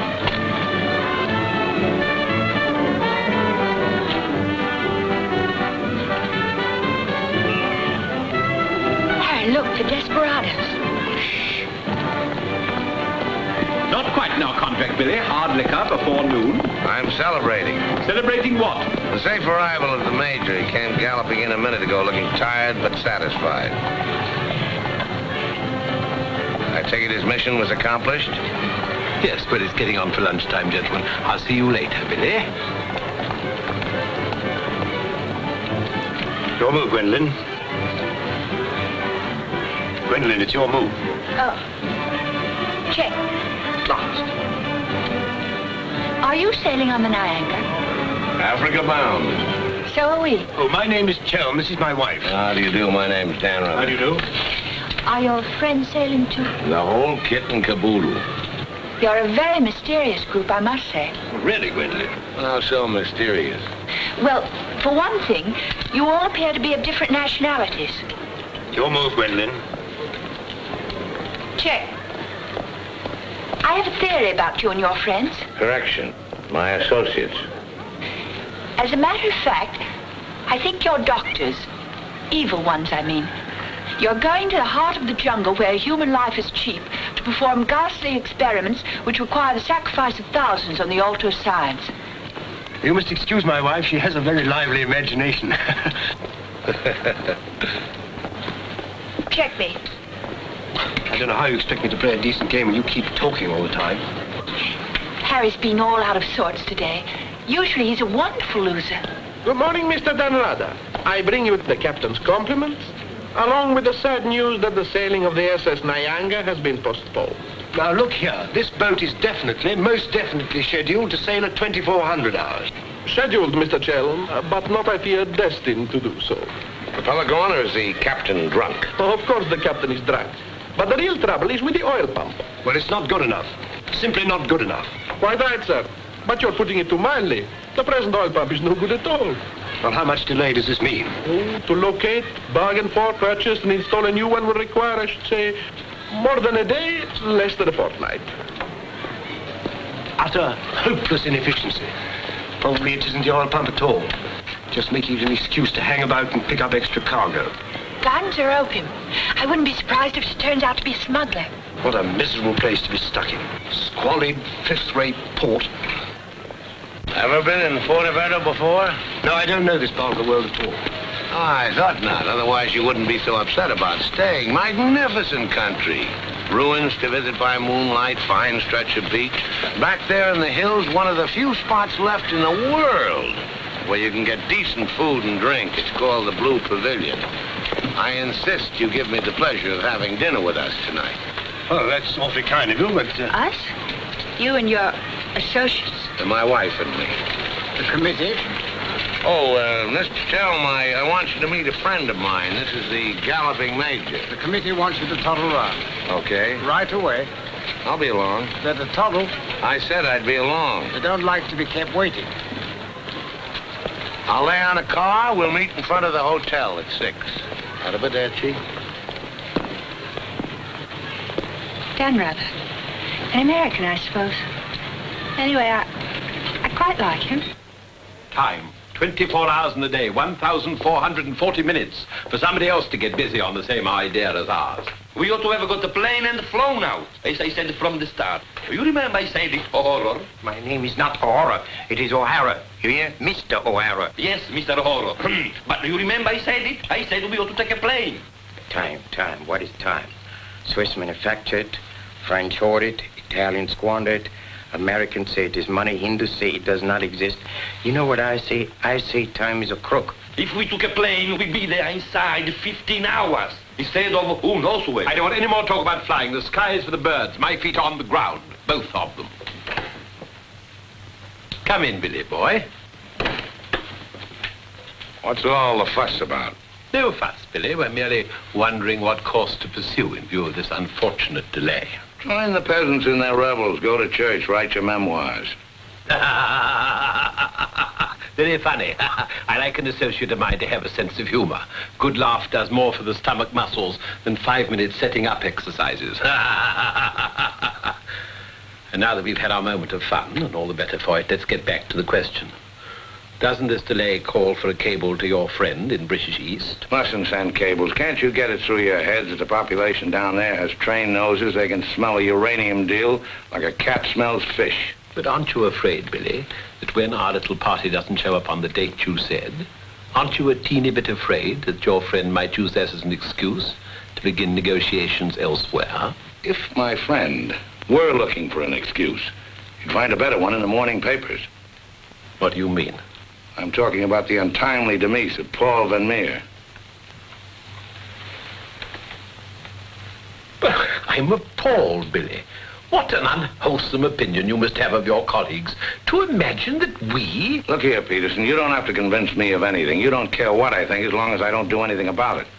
And I won't, unless you ever decide to sick that knife-happy little junkie on me. Watch yourself, laddie. Now, Jack, behave yourself. Sit down. For shame, Billy. I think you owe an apology to everybody in this room. And if you're half the gentleman I know you are, I'm sure you'll make it. As I was saying, Peterson, you've nothing to worry about. My friend won't pull out unless I tell him to. For purely venal reasons, that's the last thing I have in mind. Jack, give Billy a light.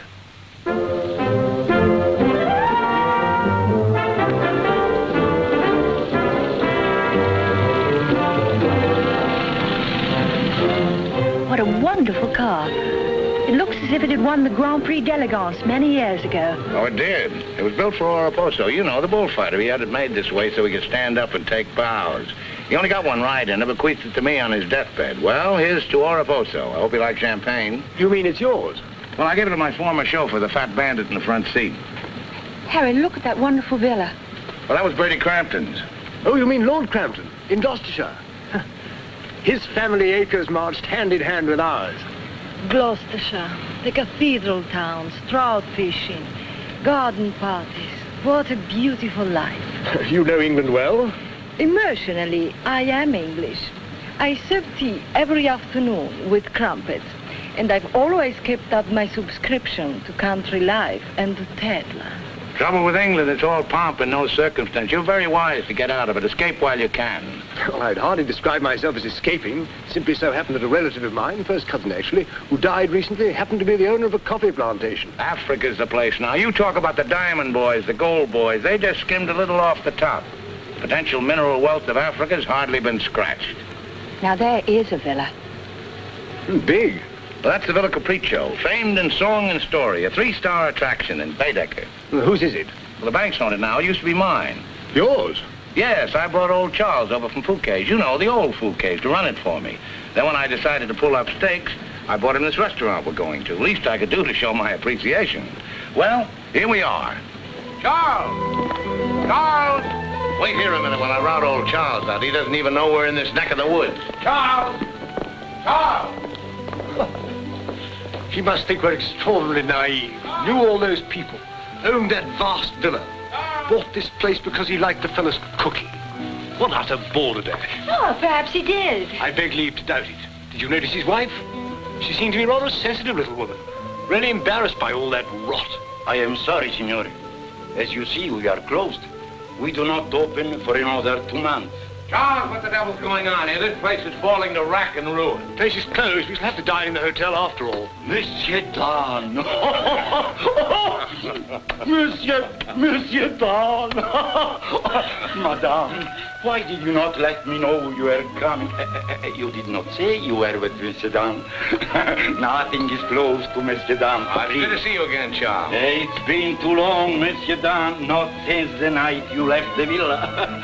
Remember your farewell party. I've tried ever since to forget it. Remember how in the morning we escorted you to the train with violins playing and everybody cried like when a king you love very much leaves this country. Aren't you dressed yet? Do I appear to be dressed? Do dress, do hurry. It's the most wonderful day. And Billy wants us to drive out and see his villa. His former villa. Obviously, I can't go. I've got a chill on my liver. What a miserable place to be ill. And you forgot to pack my hot water bottle. You packed it. Gwendolyn, I distinctly remember. Hello. Oh, hello. No, I'm afraid we can't. Harry has this wretched chill. And... Give me the telephone. Chelm here. Yes. Quite. Absolutely. A hot water bottle.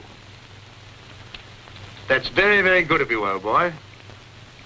Look here, Dan, rather, would you mind very much if my wife went alone?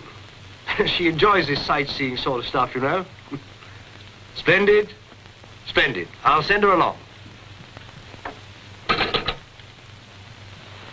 You know, Gwendolyn, nowadays, one simply cannot afford to dismiss people just because they're not one's sort. One has to try and bridge the gulf. After all, it's a new world we're going into. One's got to take it as one finds it. Face it. Use it. Master it.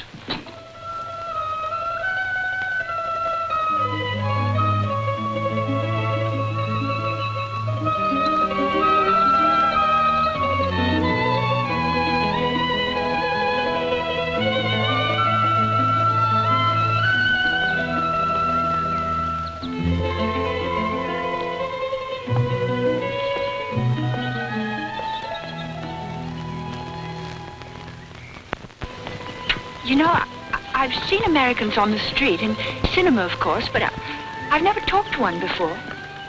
Are you a typical American? I think it's important that I should know. Why important? There are two good reasons for falling in love. One is that the object of your affections is unlike anyone else. A rare spirit, such as Lord Byron. The other is that he's like everybody else, only superior. Harry, for instance, is the very best of a type. Well, if you must know, I'm a typical rare spirit. How long did you live here? Oh, the longest I've ever lived anywhere is 2 years. Well, when you were a child. Didn't you ever have a mother and a father? And a house and a street and a town? No, I was an orphan until I was 20, and then a rich and beautiful lady adopted me. You know my mind about your being an evil doctor. You're off to keep a rendezvous someplace in Africa sacred to the tribesmen. You're going to found a new empire and make yourself master of the riches of the world. But you need a beautiful blonde queen to impress the natives as the incarnation of the Queen of Sheba. That's why you're making a pass at me. Am I? Of course. I don't generally go sightseeing with strange men. You don't believe that, do you? Well, I believe anything you say. Do you? Well, you shouldn't, you know. You really shouldn't. Mr. Sheldon? Yes? It's I, Mrs. Darnother, Maria. Oh, come in. Tea for two and two for tea? Now, that's most awfully kind. No, you shouldn't have troubled, really. Billy told me you had a chill. Bit of one on the liver. 2 tasks. Milk, of course. Of course. I feel I should like somehow to do him a good turn of some kind. You do? Well, naturally. Oh, I see. Naturally. I think it would be nice if you were able to do something for him. Help him along. Give him the benefit of your advice. Delighted, of course. For instance. Oh, something with business. He was very pleased with that tip you gave him on the way home last night about the gold shares. I've forgotten what I told him. What was it? I don't remember either. I was listening to your voice. I wasn't listening to what you said. You see, if you were helping him, it would be so much easier for us to be together a lot out there in Africa. Was he any headed for business? Why, he's simply brilliant. I wouldn't have thought it. But of course he is. You don't suppose I'd marry a ninny, do you? If you imagine that Harry's simply going to Africa to plant coffee, you're very much mistaken. In point of fact,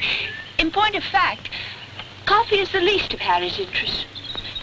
In point of fact, the land he's acquiring is extremely rich in certain minerals. Minerals which are indispensable to the production of atomic energy. Harry's land simply teems with uranium.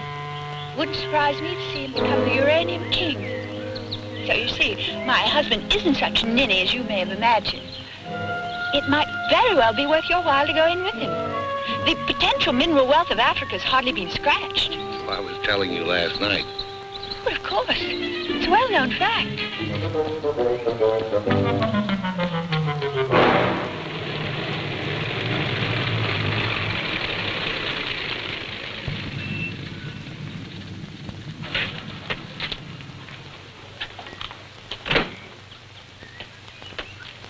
Billy boy. Very. I'm so glad. What an active woman Mrs. Chelm is. Is that what you called me over to tell me? Who are the Chelms? They're English, going out to British East. They have a coffee plantation. Any money in coffee? No, but there's a type of Englishman goes off to coffee plantations without caring whether there's any money in it or not. Relatives leave them coffee plantations and they go out to them. But why this sudden interest in the cello? I just like to know who's making friends with my friends. Well, now you know.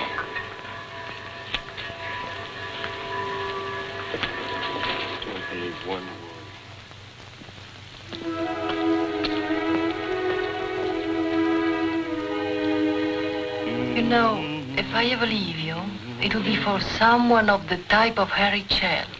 Well, bully for you. I suppose that type of Englishman is like a story I once heard. An English gardener in England was showing some Americans one of those wonderful English lawns. And of course, they wanted to know how to make a lawn like that. And this English gardener said... He said all you have to do is get some good grass and roll it every day for 600 years. I heard that story before you were born. Englishmen tell it when they're feeling down in the mouth. Just don't understand the child type. You're not even listening. You never do. Someday I'll say goodbye and you won't hear that either. One day I shall really meet my type and run off with him, and you'll be simply amazed. That's possible. George Moore said, I learned it by heart years ago. He said that each great passion is the fruit of many fruitless years. Judge Moore was a very distinguished English writer, you know. Except that he was Irish. Cheer up, sugar. If I make $1 million on this deal, I'll buy you an old English lawn, one we can roll up and take with us.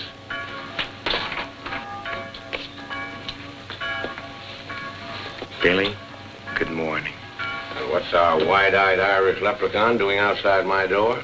Why do you always make jokes about my name, huh? In Chile, the name of O'Hara is a tip-top name. Many Germans in Chile have become to be called O'Hara. Good morning, Mr. O'Hara. Madame, my respects. Perhaps Mr. O'Hara would like something to drink? Yes, maybe perhaps a little whiskey, huh? Very weak, please. What's this visit in honor of? Oh, just wanted to have a little talk with you. Okay, but make it fast. Fast? I give you my word, Billy. I give you my word. I feel to you like an older brother. Oh, it's not so much the difference of age. It's probably, yes, the reason is because I come from a culture which is so much older than yours in my country. A child 6 years old is older in his heart than you'll be at 60. It smokes, it drinks, it philosophizes. At this rate, I'll be 60 before you get to the point. The point is that Peterson, Ravello, myself, we are the principals in this case. We are in with the money. We cannot switch around and turn, but an agent, it's easy to imagine that he could conceivably doesn't feel himself quite as irrevocably committed as Peterson or... We're fellow passengers, I believe. Not quite yet, would you say? Too sadly true. By any chance, you don't happen to have seen your Mr. Danrother about? I don't think Billy's up yet. Not 11. He's rather a late riser. But he said it... Well, anyway. I shouldn't put too much stock on what Billy says, particularly when he's had a few drinks. It's not that he means to break his word, he just forgets that he's given it. Charm and dependability so seldom go in one package. There are exceptions, of course. Your husband, I imagine, from his manner and behavior, is one. Oh, yes, very. Well, quite, I mean. I'm so looking forward to meeting your husband and having a chat about Africa. By all means. I understand he's in coffee? You make it sound like a total immersion. Part of Africa we're going to is due for some pretty important changes. In my opinion, things will be booming out there before you can say Jack Robinson. I do hope there won't be too many changes. It's completely unspoiled, I hear, with some of the loveliest scenery in the world. I can't imagine anything more lovely in the way of scenery than to have a few acres of gold and diamonds cropping up on a piece of land I bought for a song. Heaven forbid. Next thing there'd be big, ugly holes everywhere and great, horrid machines instead of lovely scenery. Anyway, I don't think my husband worries much about money and business, that sort of thing. Really?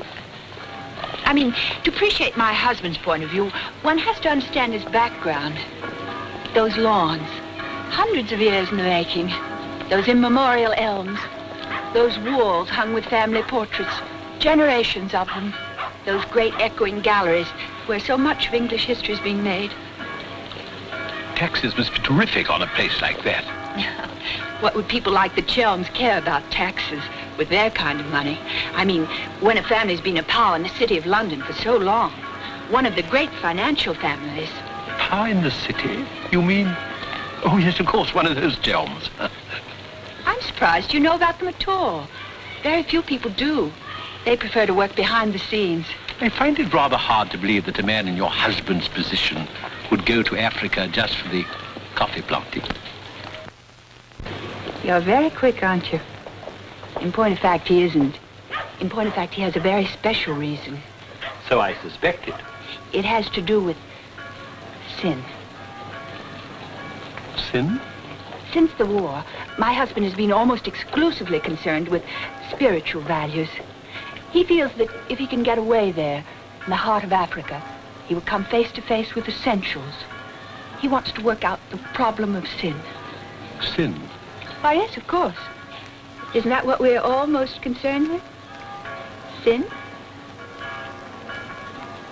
Gwendolyn, what are you doing here? I thought we were supposed to meet on the beach. Harry, I want you to meet Mr... My name is Peterson. Been having the most delightful talk to your wife. She tells me you're interested in spiritual values. I myself am vastly Harry, concerned. we'd really better be going. You'll excuse us, Mr. Peterson? What have you been telling that man? Nothing, Harry. He got onto the subject of religion, and I just happened to mention that we usually go to church on Sunday. Billy, I think it is high time you take stock of yourself. Can you truthfully say about yourself, I, Billy Dan Reuter, have acted fairly and squarely to my associates, huh? But of course he can, Mr. O'Hara. Everybody knows Billy's the soul of honor. Shut up, Sugar. Perhaps he's the soul of honor, and perhaps appearances are deceiving. You mind telling me what it is I'm supposed to have done? Nothing. It's your conduct. Your conduct doesn't... Your conduct does not inspire confidence, and confidence really is the most important necessity in an undertaking of our kind. One may be completely innocent, but if one's actions invite suspicion, one might as well be guilty. To be trustworthy is not more important than to seem to be trustworthy. Billy, have you done something you shouldn't have? Tell me, Billy. Tell me the truth. My conduct. Who do they think I am, their hired man? But you are, you know. You are the hired man. How good and kind of you to remind me. How good, how true, how kind.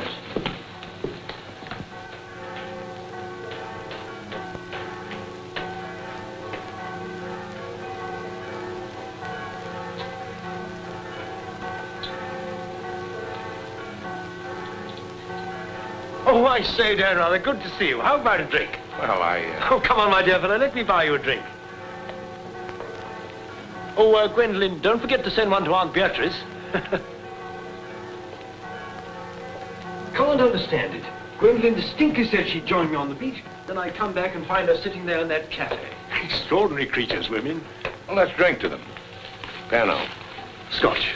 Come on, you tiny little wreck, have a drink. We're drinking to women. Take the drink, but won't join you in the toast. Glass of Irish. Women. Hitler had the right idea. Keep them in their place.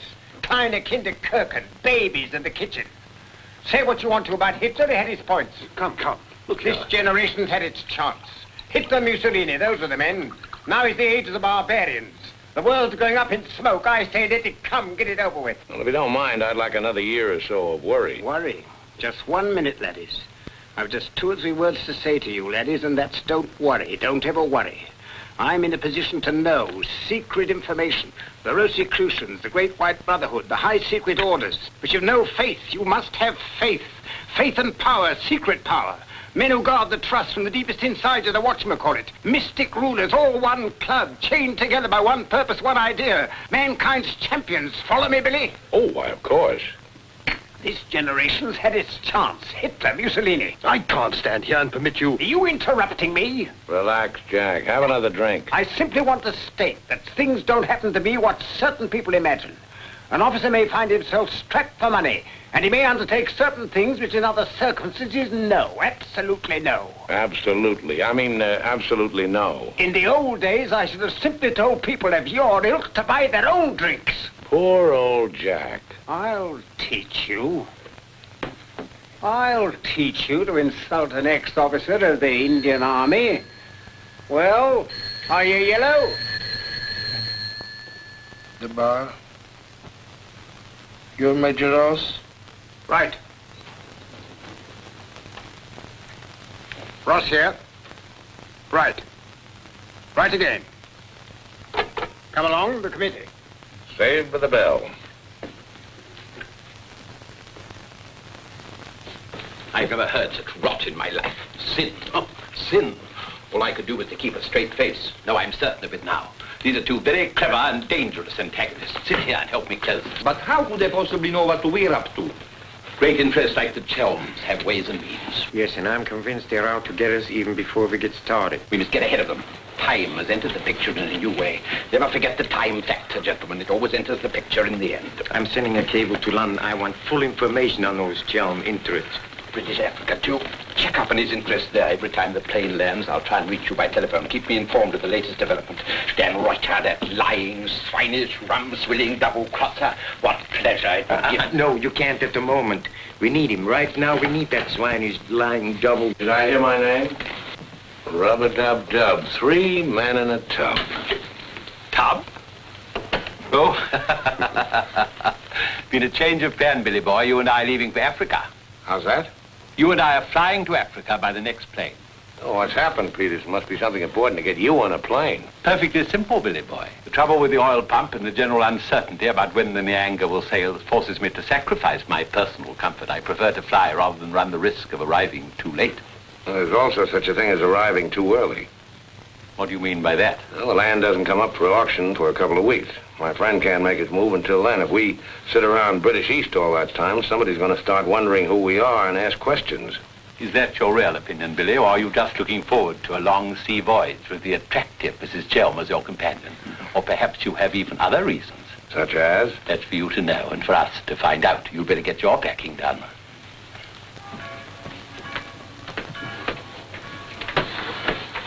Billy?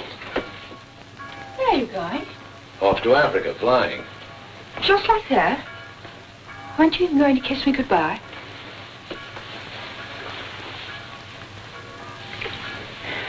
I wish. Don't say it. What? That you wish we'd never met. You'll be coming on the boat, and in Africa we'll get together and... I think I hate you. Letting those revolting men order you about. Don't deny it, I've watched them. They treat you like a servant.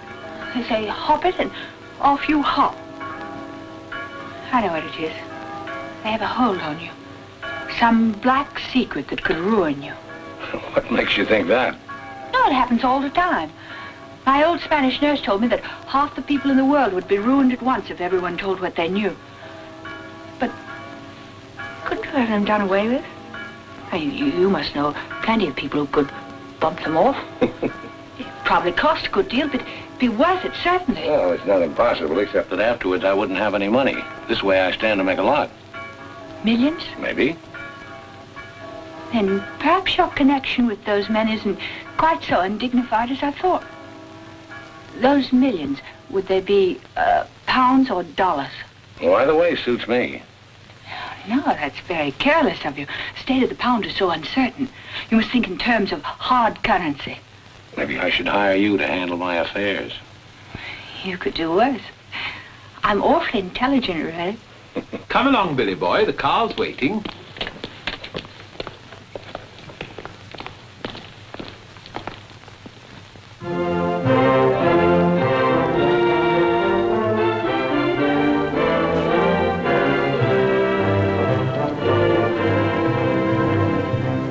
Can't get faster than this, we'll miss the plane. Press on! Press on!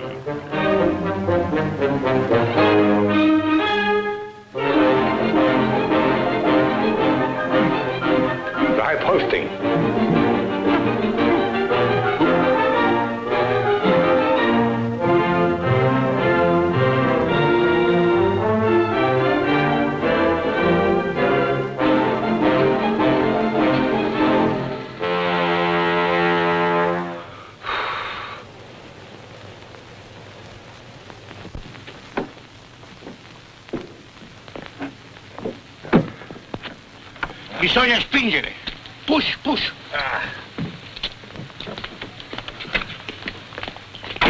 Come on. 1, 2, 3.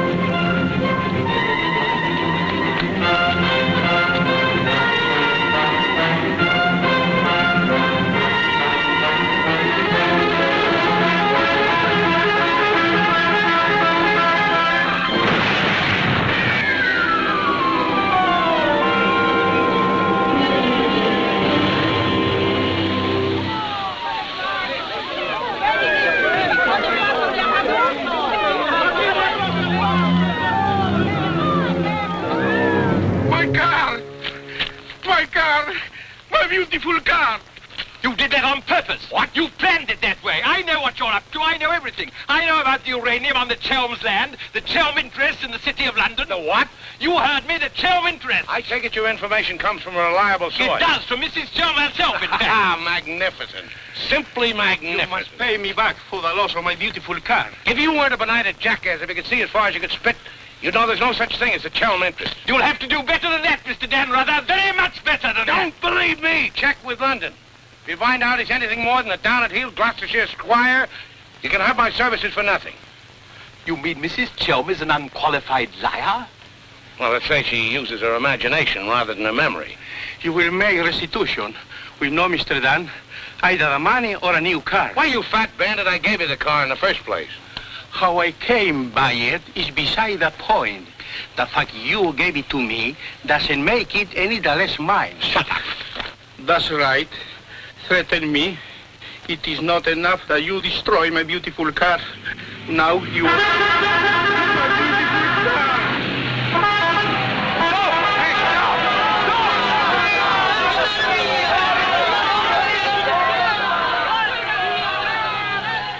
More than anything, I want Billy to make a grand success out there.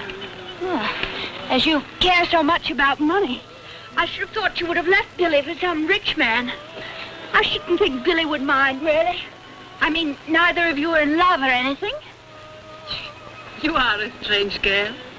Of course I love Billy. Actually, I adore him. And Billy loves me very, very, very much. That's why I trust him with his little unimportant amours. And what does he say about yours? But, darling, all husbands like their wives to seem attractive to other men. Be sure you explain that to Harry. I'm going back to the hotel.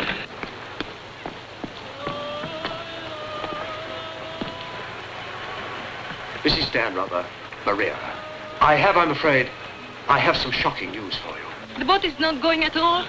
There's been a terrible accident. Your husband's car drove over a cliff. The people on the bus saw it fall into the sea. It seems almost certain that... What is it? What are you trying to say? He's saying that Billy is dead.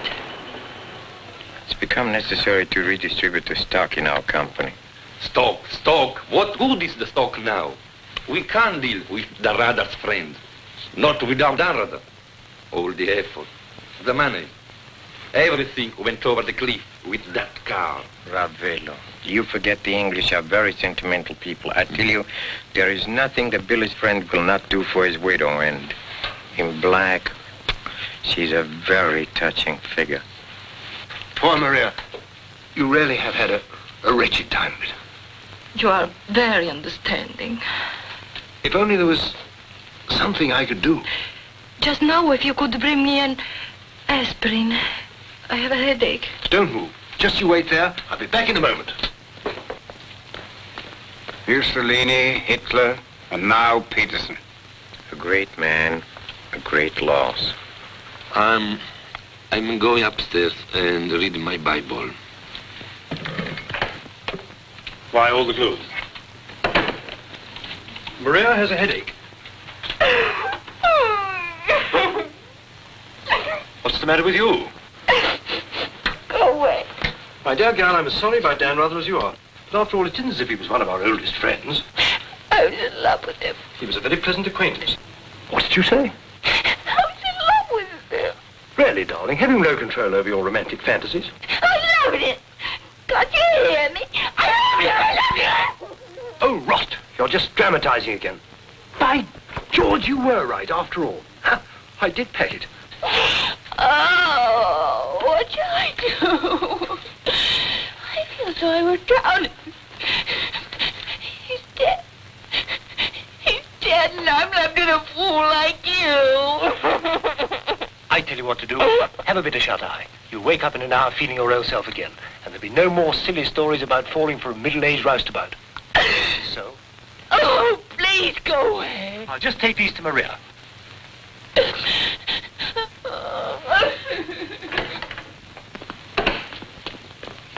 Mr. Sheldon, this is very important, for you as well as for myself. Yes, well, get on with it. There is now an opportunity for you to secure enormous profits with virtually no risk. I work a bit about the bush. Our purpose in going to... For you as Billy's widow, it will be very easy to persuade his friend in British East, and for capital, we have Chow. Quite evidently, you've been misinformed as to my interests.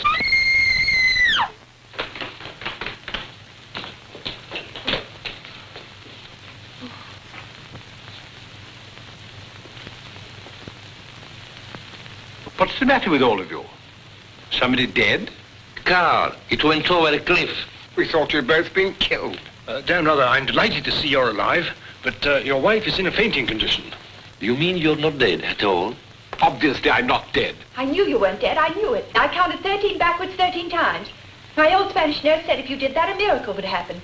And you see, it has. Ladies and gentlemen, I bring you the glad tidings. The captain is sober, and the SS Nyanga will sail at midnight.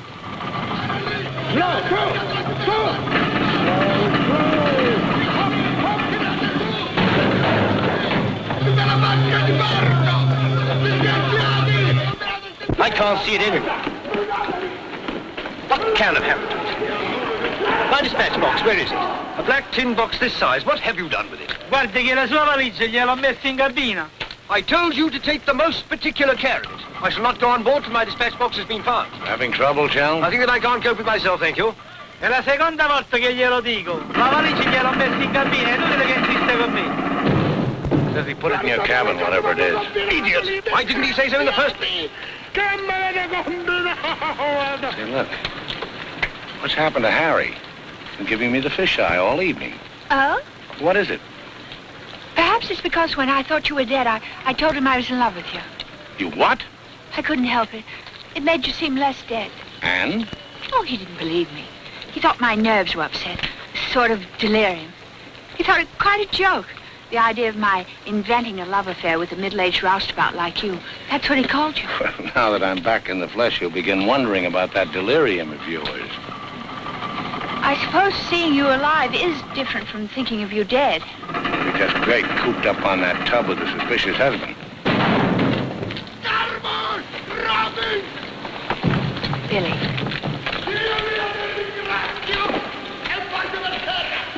Let's not go. What do you mean?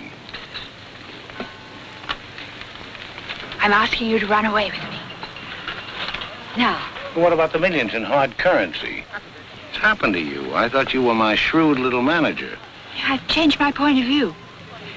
I thought we'd get to Africa and you'd make your fortune and everything be wonderful, but now I think it's all too risky. Too many things can happen. I want us to cut and run for it right now. You really mean that? With all my heart. Oh, no, that's impossible. Why? Well, for one thing, Mrs. Danrother might not go for the idea. She's not quite as sophisticated as you are. Please, Billy, listen to me. I've thought it all out. We'll take the bus and catch an express or somewhere. The shot's not on the table. You're not in love the way I am. If I loved you 1,000 times more than you say you love me, it still wouldn't make any difference. I've got to have money. Doctor's orders are that I must have a lot of money. Otherwise, I become dull, listless, and have trouble with my complexion. But you're not like that now, and you haven't any money. It's my expectations that hold me together. You really mean that, don't you, darling? Sure, I mean it. And your main reason for wanting lots of money is so that you'll be ever so attractive and I'll love you more and more. That's right, baby. I'll help you, Billy. I can, too. I'm something of a witch. My old Spanish nurse said I could have been a professional. Don't look now, but they're raising the gangway.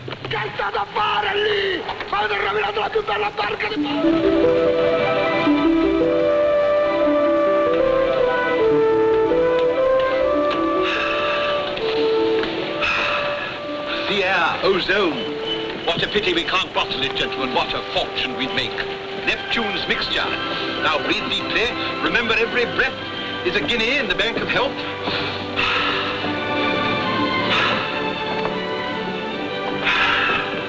Good morning, Chell. Why, that's good. Very good indeed. I didn't know you were an artist, Mrs. Danrother. I'd hardly call myself that. I only dabble. The nose is not enough long. The ears are too small. Only has one eye. Now come along, gentlemen. We must not dawdle. Blow the man down, bully, blow the man down. Blow, blow, blow the man down. Blow the man down, Benny, blow the man down. Good morning, Mrs. Chelm. Let's hope she breaks her neck. Blow the man down, bully, blow the man down. Blow the man down, bully, blow the man down. Blow, blow, blow the man down. Blow the man down, bully, blow the man down. Give me some time to blow the man down. Mr. Peterson? Mr. Peterson? Radiogram.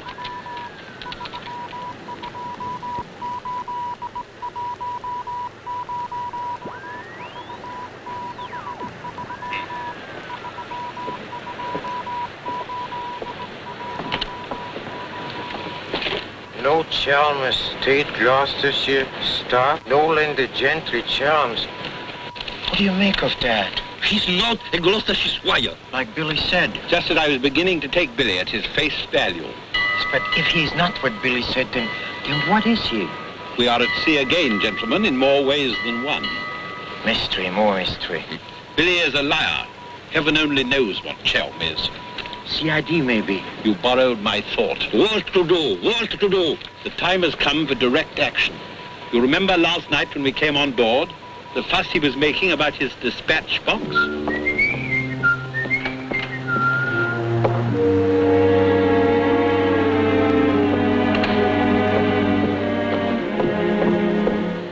I love colors. Working with them is an endless puzzle. Your face, for instance. 10 minutes ago, it was all brown and pink. Now the light is changed and is chalky white. What? Tinged with green. Green? It must be getting rough. Just a little. Don't break the pose. I don't feel very well. I think I'll go below and take a pill.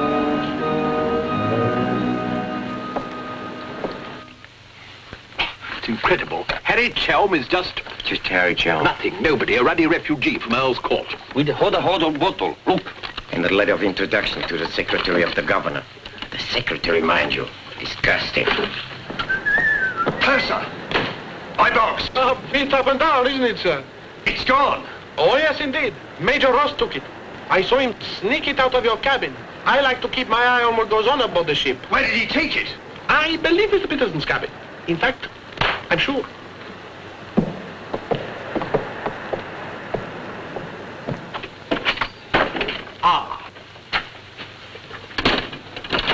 Now may I ask what explanation you have to offer? He forgot his hot water bottle.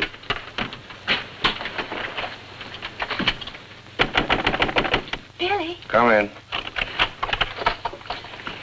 Billy, have you heard what's happened? I've seen the paper in days. It's not funny. They've stolen Harry's dispatch box. Who stole his dispatch box? That dreadful little major. He took it to Peterson. They went through it. And it's all your fault. I suppose you know that. My fault? Well, the poppycock you've been peddling, all that junk about the Chelm interest in London, uranium on your land. Well, in a way, you're the one to blame. I'm the... I mean, you acted so superior. I was falling in love with you, and I couldn't bear it for you to think I was just a nobody. Married to the son of a boarding house in Earl's Court. The son of a what? A boarding house. That's what Harry's parents do. They run a boarding house for decayed gentlefolk. But the way he talks, the way he acts, I thought that... It's just that he sees himself in a place in the West Country with trout streams and horses, leading the life of a country squire. It's not his fault if people take it for granted that he has a place like that. He's never once said that he had. Well, country gent, son of a boarding, however he is. I suppose I'd better get his box back. Oh, he got it back himself. Well, then there's no harm done. Except that Harry's gone to the captain. He's going to have them put in irons. He is what? He says that's what they did in the Royal Marines. Look here, Skipper, there's a perfectly simple explanation for all this. I happen to own a dispatch box which is very similar to Mr. Chelm's. When I didn't find it in my cabin, I asked Major Ross to see if it had been stowed away somewhere else by mistake. The Major found what he thought was my box in the saloon with some other luggage. The box has been in my cabin ever since we sailed, under the berth. As soon as I saw the box, of course, I realized at once that it wasn't mine. I simply opened it to find out to whom it belonged so that I could return it to its rightful owner. I can't conceive why this gentleman should imagine I should be interested in a box containing patent medicines. I'm not a hypochondriac. Purser, tell the captain exactly what you told me about the box.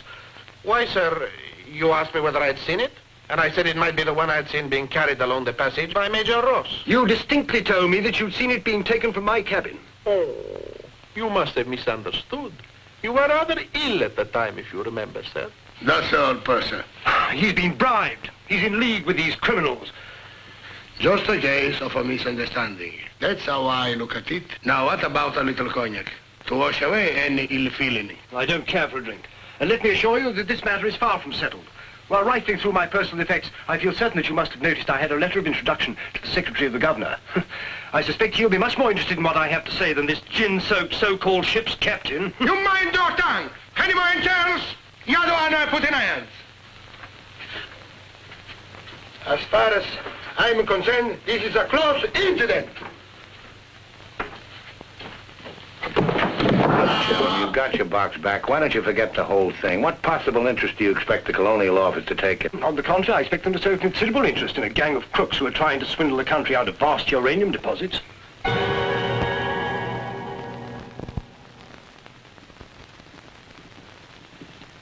Just one moment, sir. What leads you to believe? This gentleman obviously hasn't seen fit to inform you that during your supposed demise, he attempted to lure me into your nefarious venture. Unfortunately for you, he acquainted me with all the pertinent facts. Facts which I intend to communicate to the proper authority at the very earliest opportunity. I thought you were dead. That's what they told me. Everyone told me you were dead. And if you were dead, we head to a fresh capital. Didn't we?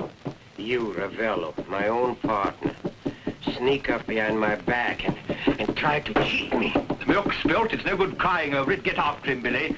Calm him down. Talk to him. See if you can't get him to change his attitude. I'll try, but I don't think it'll do any good. I don't know why we have to worry about Chelm's attitude. Talk's no good. Conversation never convinced anybody. I say put an end to words. Shut up, Jack. Time factor has entered the picture again. This time, fortunately, it's working on our side. 2 weeks before we reach port. That should be plenty of time to convince our friend, Chel. I beg you, please end all this trouble. If things go on, either you will be done away with before we ever get to Africa, or you will leave and denounce Peterson to the authorities, and that will be the ruin of all my plans and hopes. In the long run, you'll do much better to get clear of these people. They're thoroughly undesirable. The long run. I'm tired of the long run. I am not even thinking about them, or about myself. It's only you that concerns me, Harry. No need to worry about me. Ever since I met you, you fill my thinking. You are becoming an obsession. Don't you understand, Harry? I am deeply in love. Maria. My dear.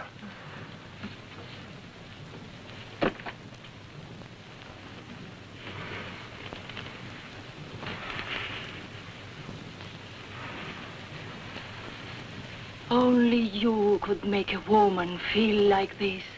All I want is to be in your arms, now and always. You forget I'm going to be done away with. Oh, no. It will be easy to arrange. What you must do is this. You will write me a letter. A love letter. You will tell me that you cannot denounce Peterson, because then I will suffer too. Because you love me so much, you cannot bear to hurt me. Such a letter they will believe if I show it to them. My dear girl, you must see that this is quite out of the question. I don't propose to make compromises. Not compromises, Harry, darling. But you can see if you cause trouble, the whole of our plans, my plans, you would not want to make the innocent suffer. It would be much better if you don't interfere, Maria. I must handle this as I see fit. Then you intend to go ahead with this business, tell stories and ruin everything? It will be much better if you cut loose from these people. No happiness can come from such an association. Harry, I'm asking you not to do this. Please, write a letter. Then there will be no trouble for you, no trouble for us, no risk when we get to Africa. I'm sorry, my dear. We English are a very pig-headed lot. You think you can get away with this? But Maria, my dear good Maria, listen. First you made love to me. Now you tell me you will ruin me. You'll forgive me, but it was you who made... Oh, shut your trap. Go on, do what you like. You think you're such a brave man. I'll tell you what you are. You are a heel. What the blazes now? What's happening? What's going on here? The oil pump's on the blink. The electricity's failed. Utter folly. A ship lying in darkness this way, we might well be rammed at any minute. I'll tend to this myself. Which way is the engine room? The passengers are not... I'm sure your chief engineer will welcome the advice of an ex-officer of the Royal Marines.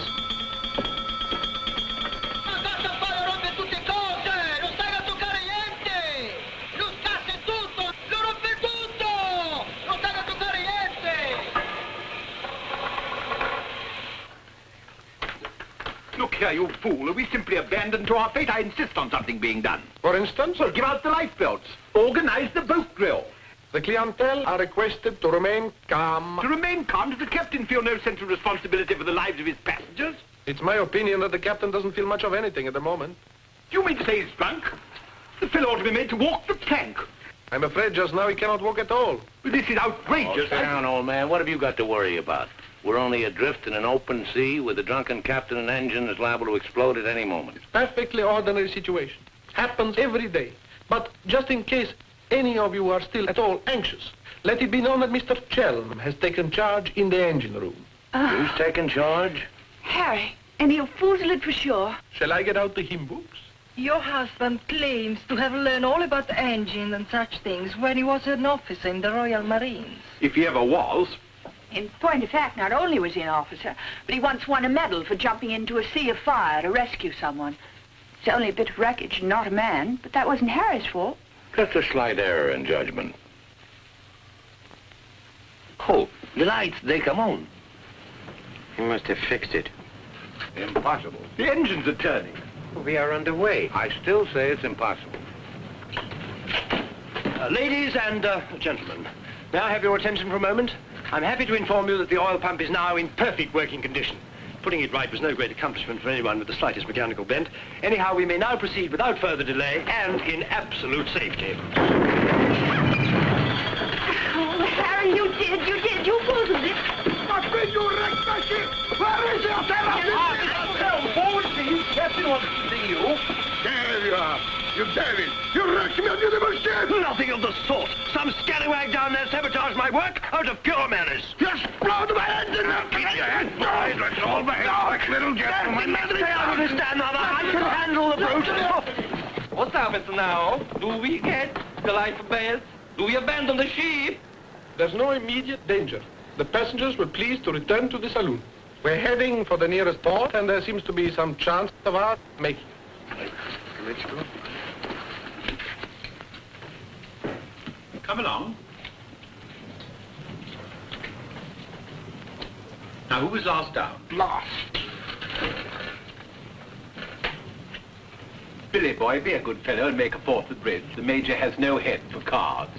A few rubbers will soothe all our nerves. Oh, thank you. I'll soothe mine with a double scotch. In fact, I think I'll make it a triple. No ice, no water.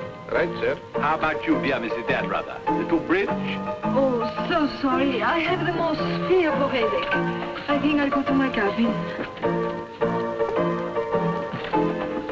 Oh, what a shame. Well, boys, we'll have to make it cutthroat. What about Harry here? Maybe he'll take a hand. That, under the circumstances, is a most unsuitable suggestion. Gwendolyn, I must ask you to either move to another table or else leave the saloon. Harry, for heaven's sake. I don't care for my wife to associate with an associate of criminals. Don't be absurd. Billy's not a criminal.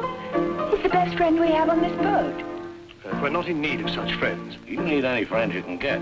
The only thing standing between you and a watery grave is your wits. That's not my idea of adequate protection. Purser, how much longer before this ship reaches port? If we ever do get to port, it should be within 14 or 15 hours. That's a long time. Sit down, make yourself comfortable, have a drink. Enjoy the Major's piano recital. Come on, Peterson, buy us a drink. I'm afraid I can't accept hospitality from persons who I intend in a few hours' time to denounce in a place of justice. 2 spades? I admire your sang-froid, Mr. Peterson. Or perhaps you don't think I'm serious. We shall see. 3 clubs. Gwendolyn, are you going to do as I say? Not when you speak to me in that tone. Not when you try to order me about. In that case? Where are you going? On deck, where the air is less polluted.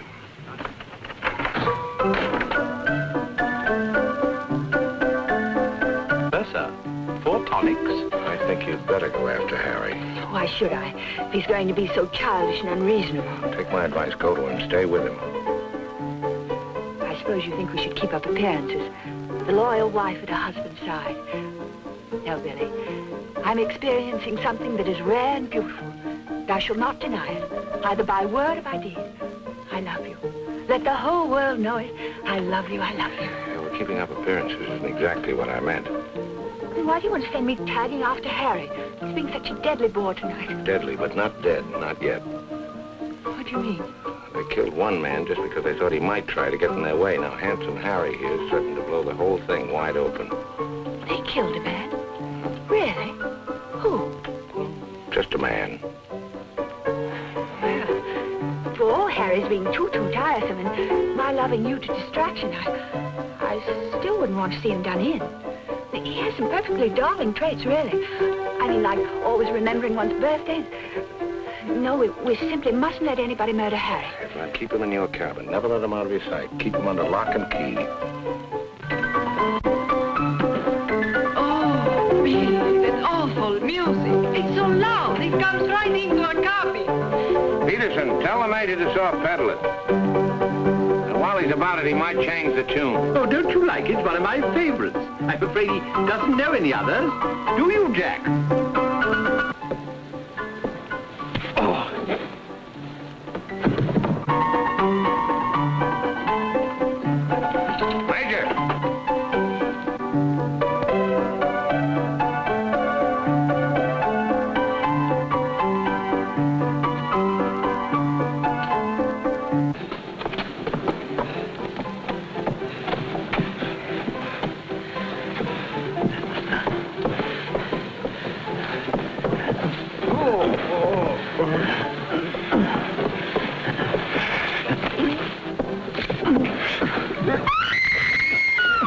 Do I hear a lady screaming? One down. Captain! Captain!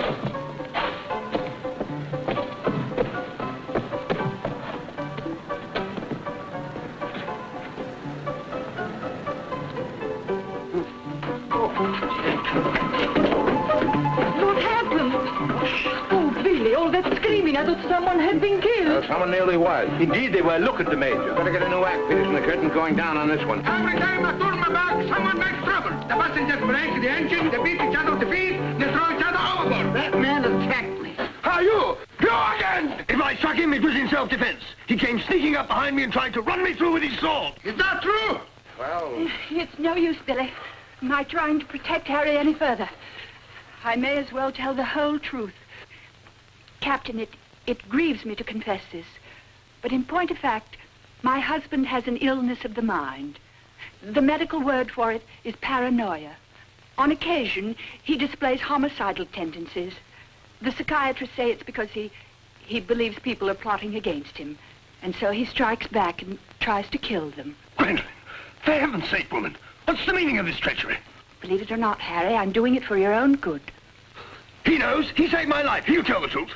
I wouldn't contradict the lady. You wrecked my ship! You tried to kill the passengers! But I'm not safe person on the ship. That's why you're against me. Let me go. I'll kill a lot of you. I warn you, Captain. When I kill you... Poor Harry. It's awfully sad. We've tried everything to cure him. Take your hooligans off. How dare you lay hands on me? You hooligans! I'll have you put in irons. You'll be the ones in irons. Good. We'll have no trouble from you. Scum! Mongrels! I'll bring you to book! Every one of you! Every man jack of you! After all, it was the only solution. Harry's safely locked in his cabin, where those beastly men can't do him any harm. On the other hand, he can't say or do anything now to interfere with your making that fortune in Africa. I mean, the authorities would hardly listen to the ravings of a lunatic, would they? Well, they won't even let him off the boat. Well, in that case, he'll just have to stay shut up for a few weeks. It's a bit hard on the old boy, don't you think? Yes, but after you've amassed all those African millions, we'll make it up to him. We'll buy him a country place in Gloucestershire with some rough shooting and a trout stream like he's always wanted. Maria will marry him, perhaps. She seems to have a very real feeling for English country life. And everybody lives happily ever after. Especially us, Billy. There's no abandoned ship. What's going on? I believe, sir, that we're sinking. Board station, everybody. Close your lights. We're sinking. Harry, open the door. You must. The ship's sinking.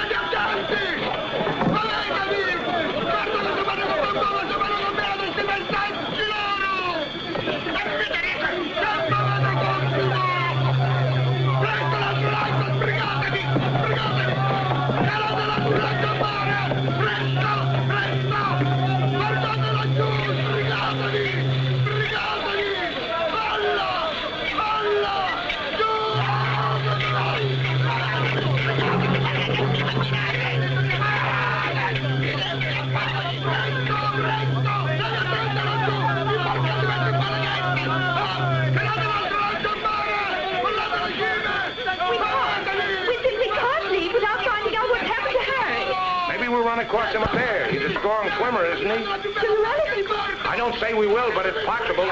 Anything's possible.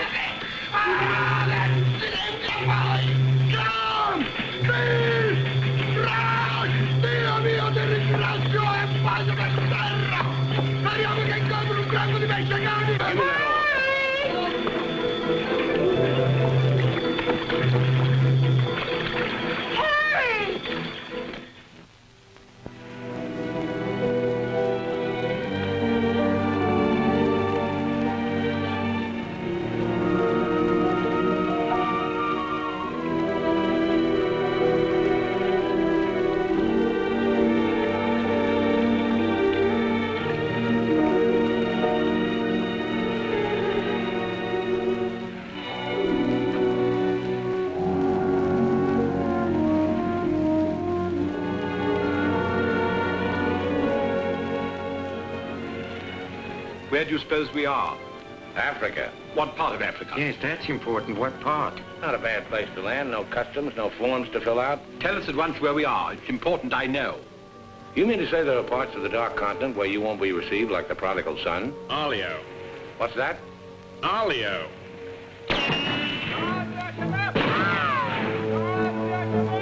Better get down, everybody. Oddio, mamma mia! Adams! Oddio, mamma mia! Get rid of your passports, boys. Mrs. Chelm, Billy Boy, my identity must remain a secret.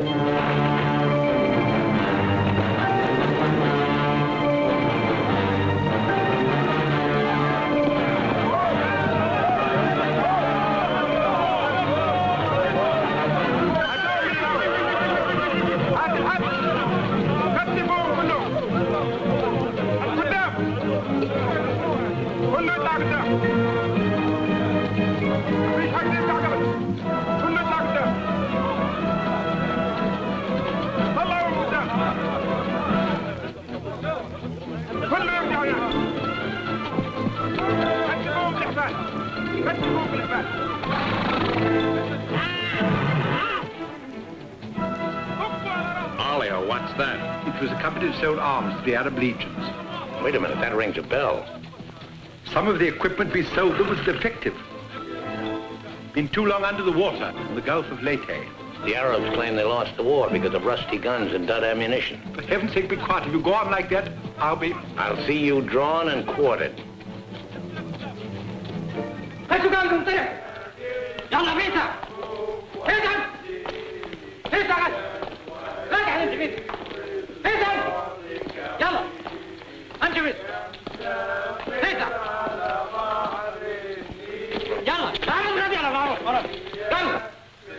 Are you going to allow them to bully you in this way?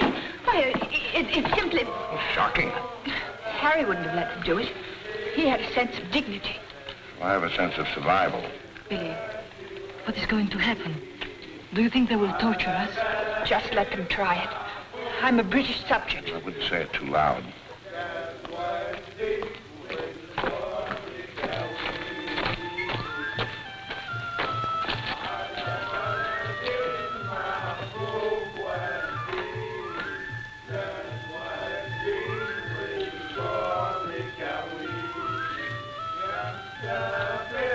We shipwreck. Big boat, go down. Bottom ocean. We take little boat. Row all day, row all night. It's heavy. There's only one way to deal with these swine. Walk up to them and kick them in the belly. Show them who's boss right away. We sight land. Your land. Praise Allah. Come ashore. Suddenly, boom, boom, boom. No good way to treat shipwrecked people. You will please to hand over your passports.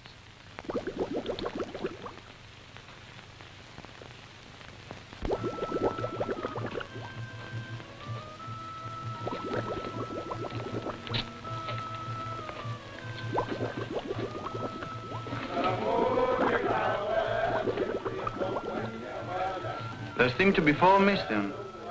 Will those who have not handed over their passports hold up their hands?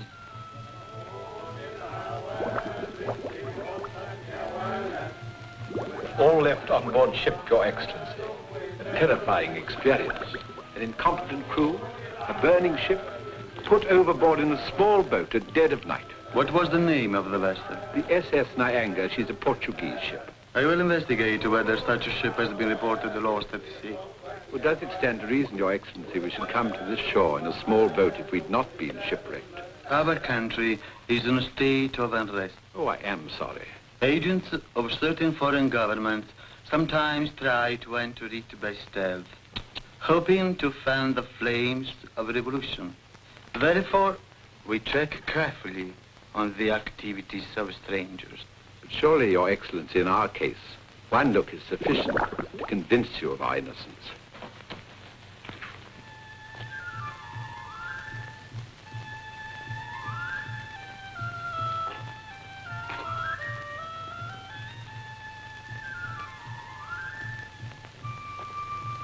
No.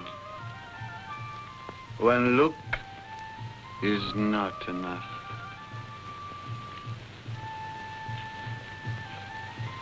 If you think we're the enemies of your country, the logical thing is to boot us out. Send us packing by the first available boat or train. We shan't object. We've got important business elsewhere. Where is elsewhere? Central Africa. And what sort of a business? Vacuum cleaners, sewing machines. Ah, yes. Businessman. All going to Central Africa to sell vacuum cleaners. Hat to hat, I suppose. And you, sir, I take it, are the head salesman, the ringleader of this group. Oh, no group. We met for the first time on board ship. Complete strangers to one another. Liar! The others all look at you each time I ask a question. I am a keen observer. You four are together. Oh, no, my fat-gutted friend. I'm not the illiterate, simple-minded native you're fool enough to take me for. I am a great man, a serious man. I spit on you, too. I spit on you and all your life. Off to the wrong start, Peterson. There's only one way to deal with these swine! Swine! You'd better be careful. My husband, my late husband, who was drowned in the Niagara disaster, happened to be one of the most important figures in the British government, Sir Harry Chelmes. In point of fact, we had letters from the Prime Minister and the Queen telling everybody to be particularly courteous to us and our friends. So you see, if any harm befalls us at your hands, it will become a major international incident. Would you instruct that one that in my country a female's lips may move, but her words are not heard? Harry. If only you were here. And now, sir, you will stop abusing my intelligence and tell me who you really are and what is your actual purpose in being here. I'm a sick man. I've got a bad heart. I mustn't talk anymore. You refuse to answer. That is interesting. It makes of it a contest in a game at which we excel. We of this country have had 4,000 years' experience in asking questions and getting answers. Who are you? Why are you here? Don't hit me again. My heart. I have an attack.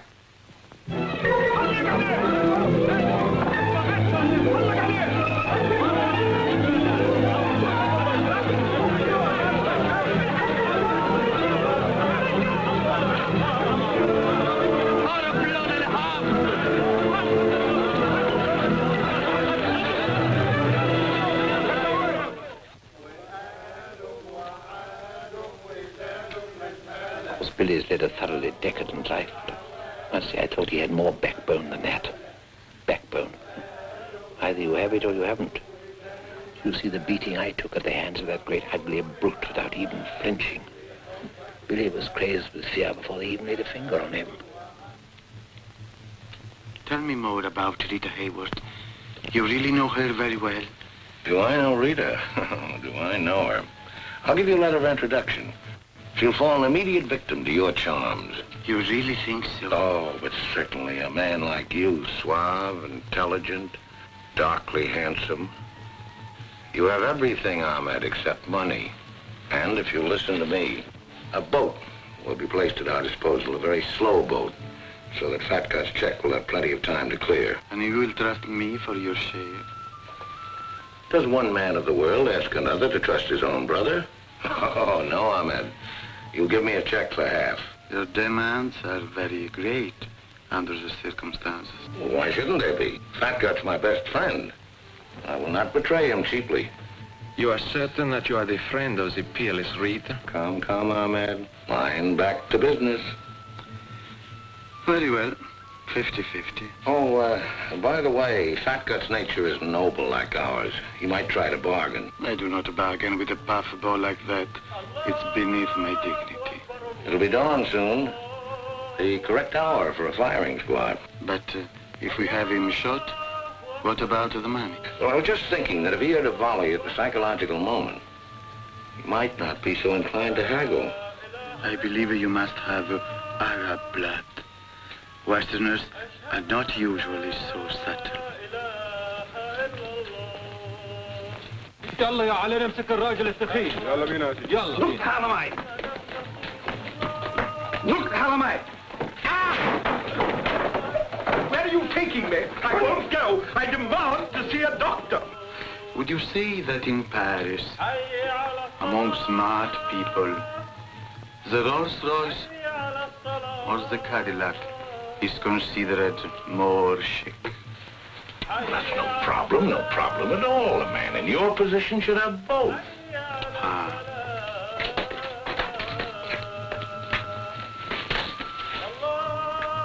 Mr. Dunrather, I believe, would like a word with you. Billy. Sit down, Peterson.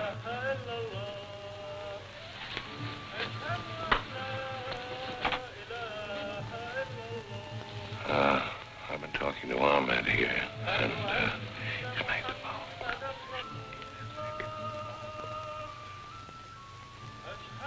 It's blackmail. I can't pay.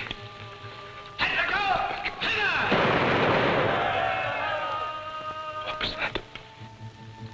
Firing squad. It's execution day. Will he take a check?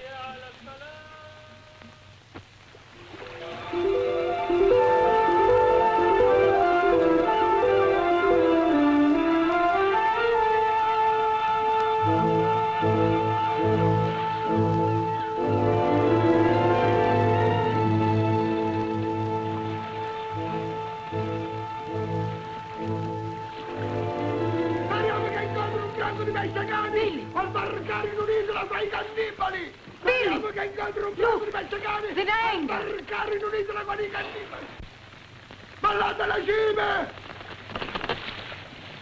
Stay away! Stay away from my ship! If you try to come aboard, I will shoot you! I will shoot you! Get to my gun! Get to my gun! Give it to him. Maybe he'll shoot himself. My gun! My gun!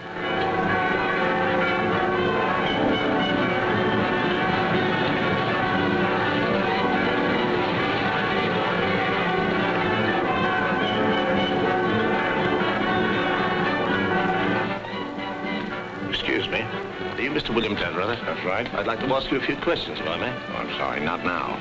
Forgive me, but it's rather important. Yes, it always is. I was a newspaper man myself once. Well, you might quote me as saying that everybody was heroic except Mrs. Danrather, who ate all our boots. Very amusing, but I'm not a reporter. Oh? Jack, go to the phone, make reservations. The first plane to Nairobi, 6 seats. Yes, and if they don't have any, talk to the right man and tell him if he kicks other people off the plane, we'll make it worth his while. I always said we ought to take a plane. You remember I said that, Mr. Horror? I said we ought to take a plane. Mustn't dawdle, Billy boy. Great deal to do and not much time. Those are the other members of your party? Yes. I'd like to talk to them, too. Oh, what's it all about? I believe you were acquainted with a Mr. Van Meer, now deceased. Peterson, you and the boys better come back down. The gentleman here wants to speak to you, a Mr. Jack Clayton of Scotland Yard. You take your wine here or upstairs, Mr. Dunn? No, we'll have it here. Care to join us in a drink, Clayton? No, thanks. It's a bit early in the day for me. I read somewhere that a Scotland Yard man never accepts a drink from anyone he intends to arrest. Is that true, Mr. Clayton? Quite so. Mrs. Dunrather? No, I'm Mrs. Chelm. This is Mrs. Danrather. No, how do you do? Well, I wouldn't dream of alarming you lovely ladies, so perhaps I'll have a glass of bubbly after all. Peterson, how do you do, sir? How do you do? Ravello. And, Mr. Horror. O'Hara, Julius O'Hara, delighted. No, I'm the one to be delighted.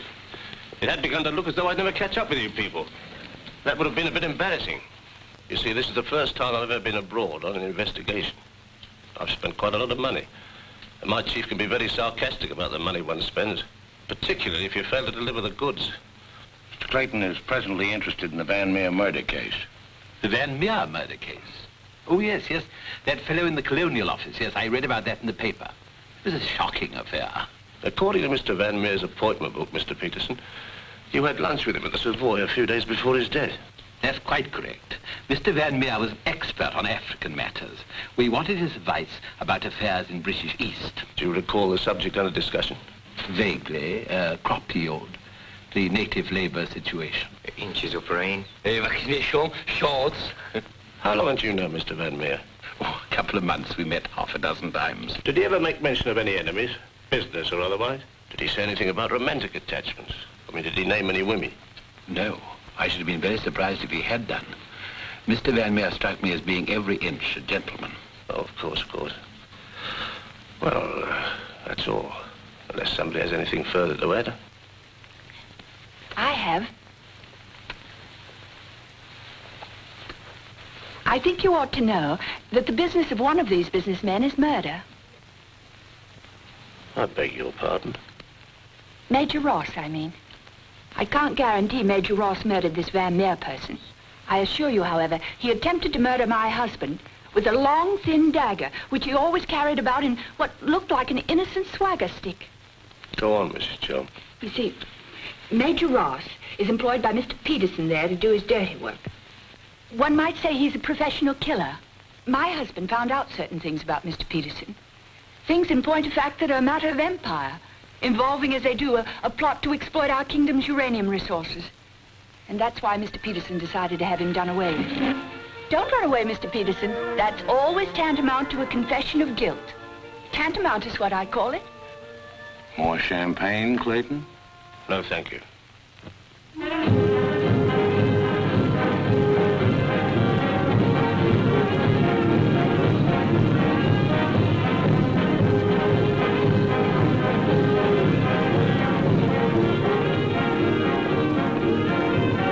As I said before, very smart fellows indeed.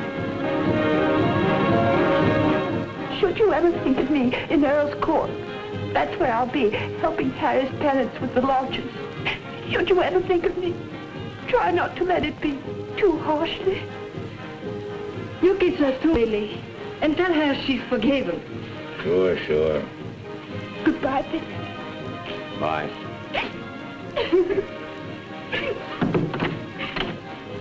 For Mrs. Chelm, just came on the ship's wireless. Oh, by the way, Mr. Danrada, do you know that your associates are all in the Hoosgow?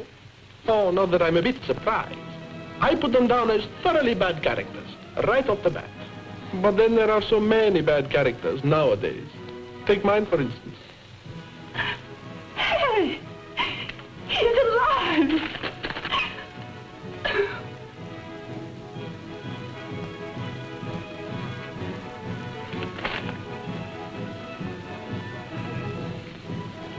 Oh.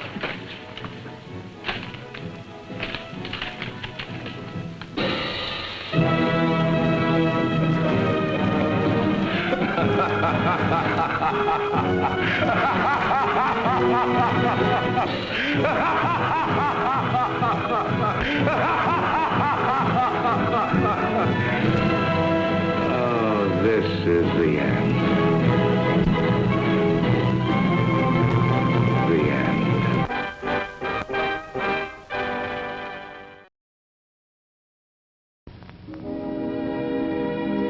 And now, folks, it's time to say goodnight. We sincerely appreciate your patronage and hope we've succeeded in bringing you an enjoyable evening of entertainment. Please drive home carefully and come back again soon. Good night.